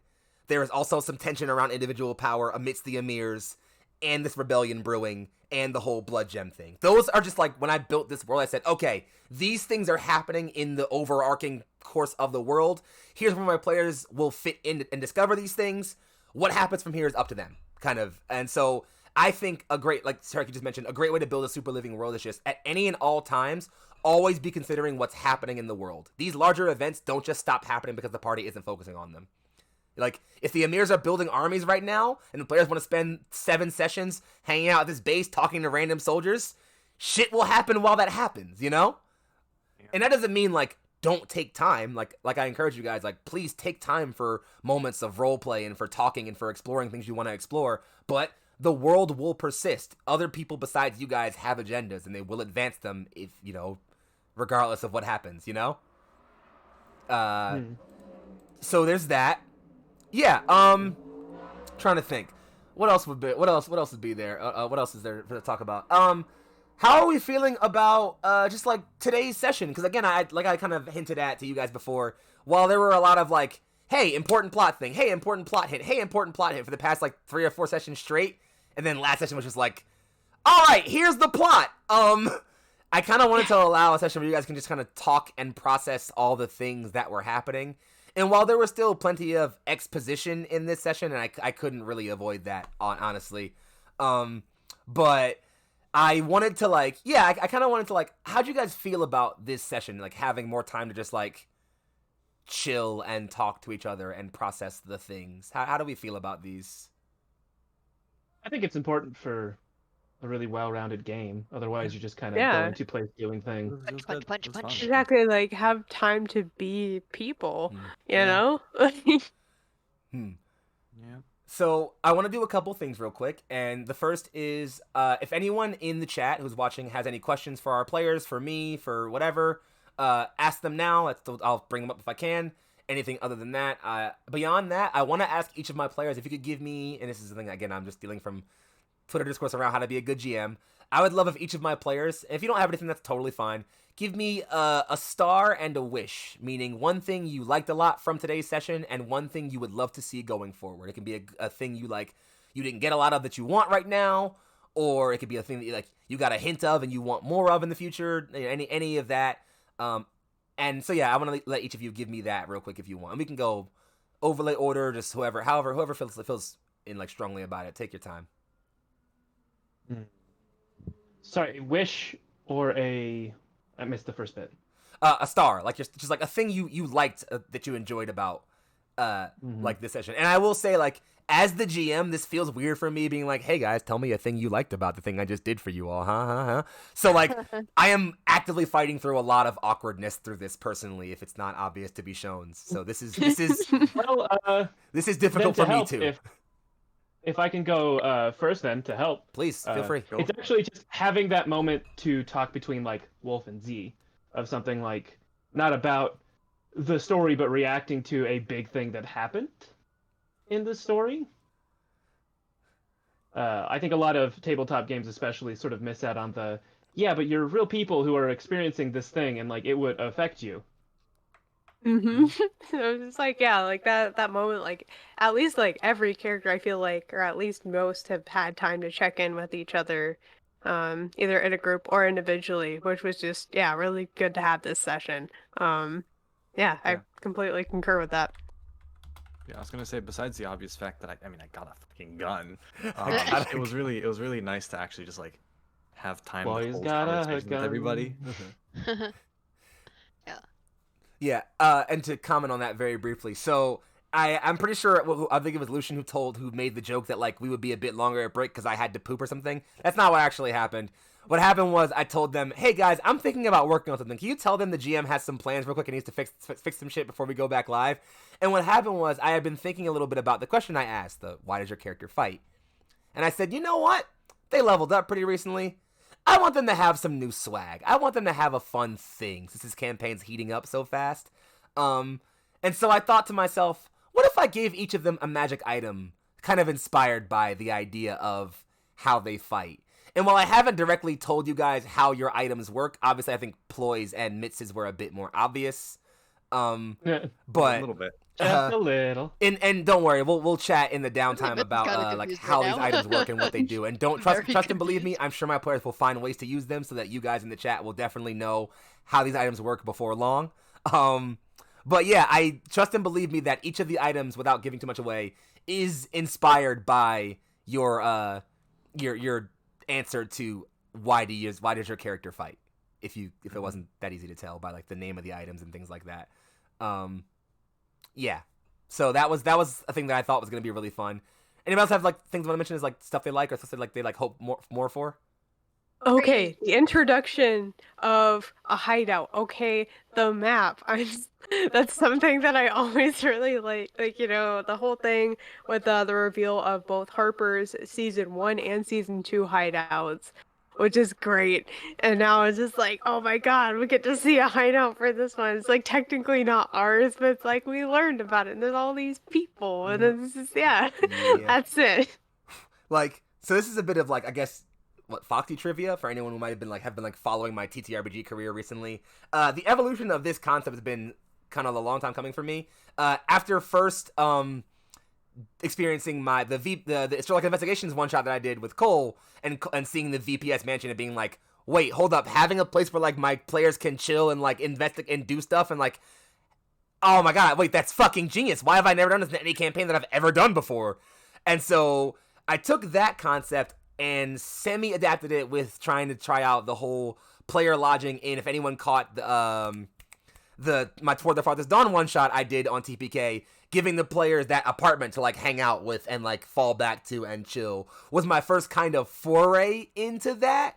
And once that, I liked how that worked. The first group to get that was In His Divine Name, the only war group. I just like got bored one night and like at 4 a.m. made like a barracks and was like, yeah, okay, here you go, guys. This is your text RP base. Hang out here. And I love doing that so much, and all my players liked it a lot. So I was like, you know what? What if all our campaigns had that? Because we already kind of have one in Cyberpunk. You know, we've had the apartment complex. We've had Neon Lights for a while. So I'm like, yeah, what if it's like a running thing in our campaigns? You know, having a place our parties can fall back and hang out to. You know, I like that. I think it facilitates good like role play and good moments, which is why I wanted to make sure that like a big part of today was like showing you guys this place you might spend some time at, so that you guys can like even in downtime know like, hey, if I want to go talk to some soldiers, maybe I'll go hang out at the food tables or in the sleeping quarters. If I want to go help some people out, maybe I'll go sit in the infirmary for a bit and try to see if I can offer some healing or some help. Maybe I'll go to the armory and practice and train for a bit. Maybe I'll go meet with one of the NPCs I just met. I kind of really wanted to give that, so I'm glad you guys like the map. It was very fun for me to make, and I enjoyed that. That was fun for me a lot. I have to ask, how are we feeling about the prophecy? Ooh, I enjoy. What's going on? In way over his head. But yeah, it's very much like It's like I have more questions. So I can finally talk about this now. Additional questions. Yeah, I can finally talk about this now. And again, more will come to light as this goes on, obviously, so I won't reveal too much. But a lot of this came from, as you guys were giving me your backstories, and I'm just like, all right, these are all fun. And I was initially thinking of, like, ways to work in, like, your backstories as kind of, like, side points, you know, plots to dig into. But then I had a moment when I was in a voice chat with Tony, actually, TPK's Tony, and he was just like, what if you can work all their backstories together into one thing? And I was like, okay. That's always the best question for a DM. And so I already, and again, this is kind of getting behind in my process a bit, but I already had, you know, Wolf, you giving me this backstory of, like, Wolf has this great prophecy to kill something. And I'm like, okay, all right, fun GM bait, you know, we love that. And then Mitz, your part in this came more from, like, you talking about Wadal folk and the idea of, like, them being tied to, like, the divine and balance and, like, and I was like, okay. And, like, the fact that you kept mentioning it in character creation made me feel like it was a thing that you cared about a lot as a player. And I was like, I want to work that in. I wanna put that into this. And then I was like, okay, so we got kill a thing, celestial balance. Okay, it's coming together. And then Ploy, I was like, all right, well, Ploy just wants to hunt. Ploy likes to kill monsters. Yeah, it's not that complicated. So I was like, okay, that's not a problem. So I said, okay, killing a thing, celestial war, fighting monsters, it's all coming there. I watched Godzilla vs. Kong, and then I'm like, okay, wait a minute, it's all coming there. Oh my God. And then I was like, okay, Zanari's backstory, the idea of, like, this ancient civilization that, like, she's after, looking for. Okay, need to tie this in somehow. And then I was like, well, how do I tie in? I already knew for a bit that, like, the civilization you're, like, looking after would be, like, these woven cloth-like people who I can finally reveal that idea is Tate's. That race, the woven, is entirely Tate's concept. It is a great concept, so great that when I heard it, I was like, can I have this, please? Please and thank you. So that is, and we kind of workshopped a bit to, like, fit the lore we're working through here. I have to sit here and not say anything. I know, and I'm so sorry for not being able to, like, I knew you knew immediately, and I'm like, I'm so sorry, Tate, I know I'm taking this from you. But, no, it's perfect. yeah, I just wanted you to know, like, yeah, they're a great idea. So I wanted to work them in, so I said, okay, celestial balance, divine war. Okay, let's tie the beasts in with this divine war and make these, like, woven people kind of like some sort of caretaker race around them. And that, like, between that and, like, this is, like, right around you guys are, like, doing the whole, like, text RP of wanting to find out more about, like, Wolf's tattoos and stuff. And I was like, yep, it's all together. Like, I was, like, just, like, in my head, just, like, cackling, like, yup, I got it. It's all in there. Plan. And don't you worry, Mako has his place in this too. Absolutely. And I didn't want to reveal it too much because Dan wasn't here, and I want Dan to be here for the part of his lore that had that. Don't worry, I've already planned for it. Trust and believe me, Mako has his place in this. No question. Yeah, I don't know. I feel like I've been bantering a bunch, but I wanted to give y'all some space. Anything else y'all wanted to say about this? Oh, you know what? I should say, this is, I mentioned in chat, I made a huge fuck up, and I need to mention it publicly so that, one, I can apologize and do better for myself and to be accountable, and two, so other GMs who also make this mistake can be aware of it. Obviously, we brushed up across some very touchy subject matter today in session, and it was something that I had planned and had been considering for a while, and the one thing that I absolutely did not do was check with Sir Heck and with Michelle, and even more so with the rest of the party, for a trigger warning on that. I made no attempt to do that. I didn't message them before a game, I didn't ask, and although I messaged Sir Heck and I was like, I'm so fucking sorry to trigger warning you on this, I'm so sorry, and she since said that it's cool. I have to acknowledge it publicly because it was my mistake and I need to take accountability for it. That was wrong of me, and I apologize, friends. Like, just as a hint, DMs, please always check with your players on things like that. I know these games can be real and touch some very real topics, as these are people who we are pretending to be, but even though things can get real, You should always check in with your players on how real they should get because you don't want to trigger or hurt anybody. It's not a good thing. So it was very much on me to not. I should have checked in with you guys. I didn't do that, and that is my mistake. Please forgive me. No, I appreciate you saying it publicly. Like, it's a very, like, player safety and all of that is very, very important around the table. And so, all of y'all watching, like, right now and in the future, or any of that, like, take this example. This is very good.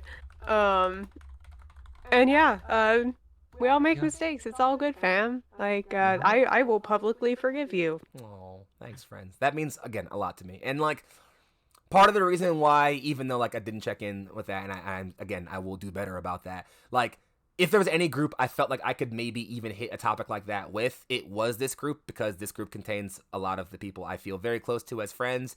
We talk, we hang out a lot. Hell, we grouped up in chat, like, 2 hours before we even got in the pre-call, just to, like, hang out, just to talk, you know? So you guys are all close friends of me, and I wasn't joking in my intros. You guys are all people I consider my friends, and so if there's any way to touch subjects like this with people, I'm glad it was you guys. You guys handled it very, very well, which leads me, since and I'll shout out Purple Phil here, thought that I should also talk about stars and wishes as a DM for my players, and I think that's a great, great, great fucking idea. My first star, and you guys, I'm really, really glad that stream couldn't see my camera, but you guys who were in Discord saw it. Mitz and Z, the way you guys handled that encounter with Nikali, I am not fucking exaggerating when I say it was Oscar worthy. It was beautiful. Just, I don't know. That might go down, like, for a while as, like, one of the best player moments I think I've ever had the joy of facilitating and getting to encounter. You two are incredible. That was fucking great. I got nothing else to say about it. That was fucking great. You guys are great. Thank you for having that moment with me, for approaching it in the way you did, for handling it the way you did, for making the characters handle it the way they did. You two are great. All fucking praise. Please. You both are great. That's my first star I want to give out. I'm gonna give out a couple more. The second, and this is a big one for me, Wolf, for stepping up and taking a lot of initiative in terms of, like, party bonding. A lot of the moments that came today came from Wolf being like, hey, you good? Like, how can I help you? And, like, we didn't talk too much. I mean, we talked a bit about it before this campaign started, about, like, how close are you guys? How long have you guys been doing this thing together? And while we talked about, like, you guys have been doing this for a few months, maybe even, like, a year or two before you guys ended up in Zor'aa, we hadn't really had the time to show those relationships, to show you guys being interpersonally connected.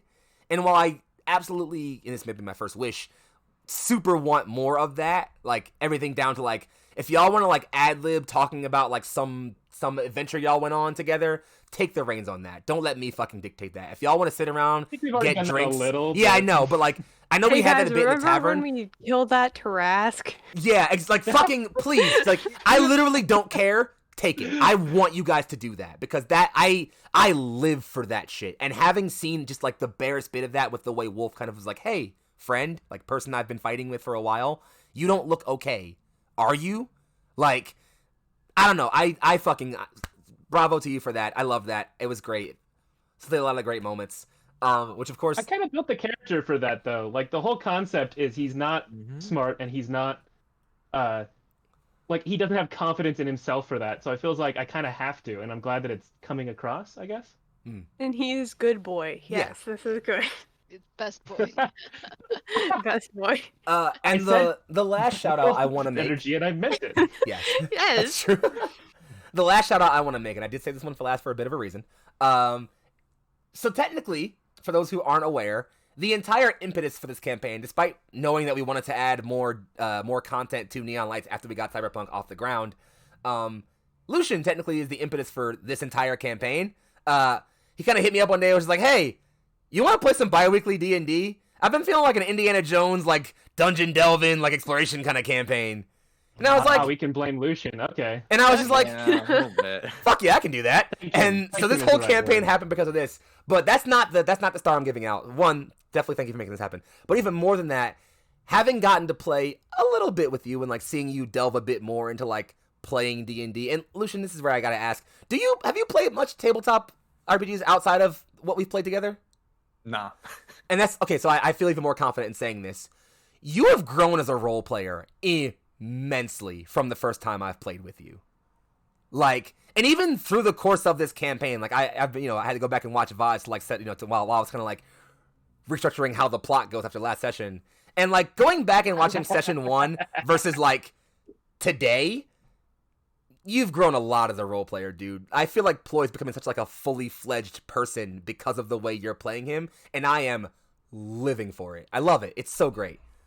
Thanks. Yeah, like if I can second on that start, like I know we kind of meant it as a joke, as Ploy just saying like, oh well, how'd it go? Like it's supposed to be kind of a comedic thing, but like it ended up being so good to start the conversation that like I like honestly had wanted to start from the beginning of the session, but it's like thinking of how like TTRPG conversations happen, like or RP conversations happen, it's like throwing a ball, it's like playing catch with people. It's like, okay, I can't just like the first throw just be this. Like this I feel like is gonna have to be a catch and then throw to someone else. So like your first throw was very good there. Like that was absolutely perfect for the conversation that like I think we all needed to have as a party. Great kickoff. I just didn't know how to start it, so it was fantastic. Yeah, great kickoff, no question. Like conversations Definitely. in real life, you can't just start with that unless you're the right person that you can actually. Yeah. And I think it was one very, very, very in character of Ploy to be like, just like,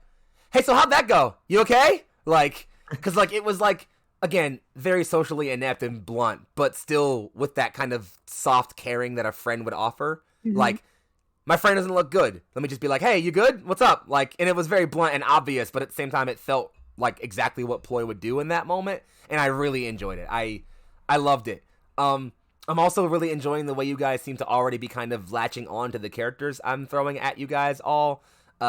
Lady Temin was super fun to write up and think of. I love her She so gives much. me like a big like grandma from Moana kind of vibes, and it makes me very happy.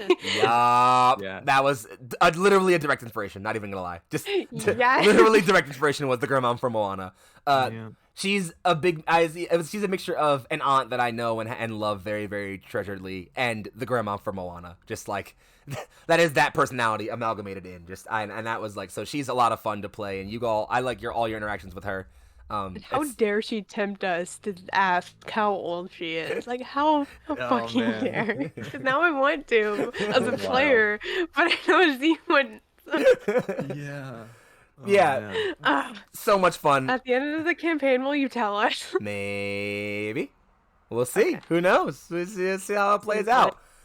Depends how much we interact with her. Yeah, I mean, and from here, I guess get the our only thing I views got broke. left to mention is just like, my only wish, and I only, despite having a whole bunch of stars, I only have one wish for you guys, and that is just like, please make this world your own. Like, I know I've set up a lot of groundwork on this, on like what exists and what is or isn't in here. Please, please take this playground and run wild in it. I don't care where the fuck you guys go next session. I don't care. I don't care. If y'all decide, hey, we're gonna march right back into Wadal, tear the fucking gates down, and fucking rip the head off this Emir guy. Do it! Fuck it! I don't care! Like, Level Please, 6, please, I don't know, please, man. please don't do that. By the way, please don't do that. I'm begging you. But Go to the jungle. Not that dumb. Oh my god. no, legit. also like did So I- straight to that river where you said me drown, right? Like, let's Yeah. go it's there. like the river where you'll die immediately. Campaign's over. They all drowned. Moving on. Yeah, no, but Good times. like, yeah, just my only wish is like take this world as your own, guys. Talk amongst yourselves. We have channels for you guys to talk about what you guys want to plan and do. There's time to text RP. There will be plenty of like, you guys are at this base for a bit. You have time to rest, recover, gather your strength, talk to people, do whatever you want. That's all I really care about from here. And if you guys, unless you guys have any closing remarks to give about today or about the campaign or anything before we start doing closing outs and plugs or whatever shit like that. I don't I think don't so. think we got it. Yeah, I Nah, think we so. got you. Again, just Yeah. thank you all. You guys are great. I love you all so very much. I'm gonna let my players handle off intros or outros because they were they were great. You guys are amazing today. So, Overlay Order, take it away, my loves, please. Tell the people where they can find you, other shit you're in. You know how this works. Yeah. Anyways, my name is Tate Washburn. You can find me at kinda_writing on Twitter. Mostly, you should really follow this channel's Twitter at Neon Lights Roleplay because that's where announcements or stuff go. But if you follow me, I talk about fiction writing and tabletop and sometimes like DM and dice math and mechanics and stuff. But generally, it's just sarcasm and tiredness. Just a lot. Anyways, but yeah, that's where you can mostly find me. Tate also GMs a Cyberpunk campaign. He didn't mention it, but our Cyberpunk campaign, which is it's our flagship campaign and gets our highest viewership on average. So fucking flex, you asshole. I'm allowing you to flex. So yeah, it's bi-weekly Sundays, Neon Night City Lights. Come fucking see it. It's a great campaign. It's got political intrigue. It's got gang violence. It's got domestic terrorism. It's got romance. It's got everything you fucking need. Don't miss it. All right. Can't forget the domestic terrorism. Of course. Can't forget that. All right. I'm Michelle. I don't social media. Sorry. Scholar Actually, has no, no I'm not sorry. time. I'm not sorry about that. Actually. Yeah, fuck you. You don't deserve her social media, you pieces of shit. Fuck you guys. I'm also in the Cyberpunk campaign. I play Lynx the Netrunner. She does do so, that. you know, there's that. I also well, okay, I did this once, but I did GM a game once. Which, technically speaking, if we're gonna be honest, Michelle's Tavern Tales was our highest viewed stream. This is true. Just saying. That was like literally my second time GMing. And you fucking It was started it, by the way. fantastic. Don't you worry, we're gonna make her very GM good. more. So stay tuned for that. And hey, Michelle, you know there's other stuff you're in now too, right? All right. Oh, but we'll get to that. Don't you worry. Hold tight. Lucian, you're up next. Go ahead. Hey, I'm Lucian. Good luck finding me online because I don't really do stuff anymore. He doesn't exist. I really don't. I played Ploy, a resident lizard man that I guess likes to shoot things now. And yeah, Kablam! it's been fun. Can I briefly sidebar for a bit so I can tell you why I decided to give Ploy a gun? Please do tell. So Why? I watched why? I watched a YouTube Explain yourself. Wait, I'm so sorry. Explain. Okay, so I watched a YouTube video by one of my favorite goofy channels called Magikarp Used Fly. He does used to do league stuff and now just does random goofy internet videos and also league stuff. But he has a video called the knockoff toy tier list, and it's just a tier list of off-brand toys, and a lot of them are just really goofy shit, like the Sense of Right Alliance, a Justice League knockoff, which included a Power Ranger, Batman, Spider-Man, Shrek, and a Blue Lightning McQueen. But one of the knockoff toys was, and I shit you not, Spider-Man in prone position with an AK-47. So I kept randomly today just going, Spider-Man with a gun, and laughing really hard. And so now we've got Spider-Lizard with a gun. You're fucking welcome. Don't let your memes be dreams.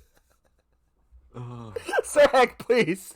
So anyway, hey guys, it's me, Sir Heckalot. I played Z, our wonderful Kalashtar bard, tonight, and you will see me tomorrow playing in his divine name, our Only War campaign, along with Foxxii GMing again, and Turk, and Purple Phil, and Mem Exteria, and now Shockpoint for his second game. Gonna be fantastic. And yeah, that's not the command, Purple. It's just heck. It's just heck. You can find me at Sir Heckalot on Twitter and Instagram, and in our lovely Discord that you should definitely join. And There's cat pictures and bird pictures and everything. Who could ask for anything more? Yeah. But yeah, I'm starting. We've gotten to that stage of friendship in the server that I just start randomly posting birds in our general channel. It is So you loved. should definitely join. It is loved and You appreciated. should. But yeah, that's it in terms of my socials and what I do here. I do a bunch of stuff with TPK roleplay, so check them out if you want to. But other than that, that's all I got. And of They course, have to. It's required. not joining us today is Sir Lamnadan, who you can find on Twitter at maybe I put the command in wrong. I don't feel like figuring it out. Somebody knows the command. You can find him on Twitter at Lamnadan. He's pretty great. He's also in a Cyberpunk campaign as Doc Huckabee. He's great. I love him a lot. Care for him greatly. And of course, lastly, amongst this fucking star-studded cast of superstars who I absolutely love and enjoy and appreciate being around, I have been your host for the evening, Young Foxxii. I'm not even gonna do the fucking nickname spam. I don't even deserve to. You guys are too great. Fucking just space for you guys. You guys are great. I'm Young Foxxii. You can find me on Twitter at Young Foxxii, at YUNG_FOXXII. I run this campaign bi-weekly Saturdays. Tomorrow I'm doing In His Divine Name, which I also GM bi-weekly Sundays. You can catch me in the Cyberpunk campaign on Sundays that aren't that. I'm in so much fucking shit. Specifically, today is day 1 of a 4-day streamathon for me. So you got me here. You got me tomorrow in His Divine Name. You got me Monday over on TPK Roleplay for the inaugural session of Roundhouse Omega. You'll be catching that. It's going to be pretty fucking fire. And then you'll catch me back at TPK the day after that for our Beyond the Undergrowth Tomb of Violation campaign. So I'll be there. A lot of other fun stuff happening besides that coming on here. The other thing I want to mention here is, because it's finally out of the bag and we have our cast assembled, is coming soon. It will be our super awesome extra special Anime Over Arms campaign. We have a cast of 6 awesome players. I can't even tell you who they are yet. We're saving that out. We're saving that. But we got characters. They're coming. They're gonna be fun. We're working on all kinds of super great shit. It's been super, super fun to put this together, and I can't wait to see it all come to fruition for you guys. Stay tuned for that. Please hang out around here and around TPK Roleplay and around everyone else's Twitches and Twitters and Discords because you guys are amazing. I put a lot of work into making this like campaign and I guess this channel or whatever happen, and I think I do good work, but I don't think... You wouldn't be here without him. Yeah, and that's sure, I'll take that. I will run with that if you want me to, but let's just face the fact that I could easily be doing this with just a bunch of random players who would not bring anywhere near the level of commitment to character and like player growth and like fun and energy that you guys bring to a table. So this shit doesn't exist without like y'all, and like I love the fuck out of you guys, okay? Like yeah, we gonna get out of here, all right? That's how it's gonna go down. Let me figure out a fucking raid. Who's live? TPK's live doing some shit. Yeah, Saint's live too. You know what? We're gonna roll a d6 to see who we raid tonight. We got 5 people live right now. Look at that. It's a 5. So we're raiding Ark's Dragon Breath, a member of our dear community who we love and appreciate, who right now is streaming some Hollow Knight. So please, a really good love playthrough that. so far. head on over to Ark's Dragon Breath channel. We're gonna start that raid up. Do we got a message for Ark, by the way? We got anything? We got anything to say to Ark? I don't know. Don't ask Please, her It's just we're you know what, we're gonna keep with I hate sand because I hate sand seems to be the go-to message from this campaign. So I'm down with that. yeah, we hate sand. We do love all of you That's all though. I am. Thank you guys for coming, hanging out in chat. This has been a great time. I love you all so very much. I've been Foxxii. These have been my players. We'll catch y'all right back here tomorrow for In His Divine Name. Have a great night. Take care of each other. And we love you all, okay? Bye, babes. Bye. Yeah. You're gonna make me cry.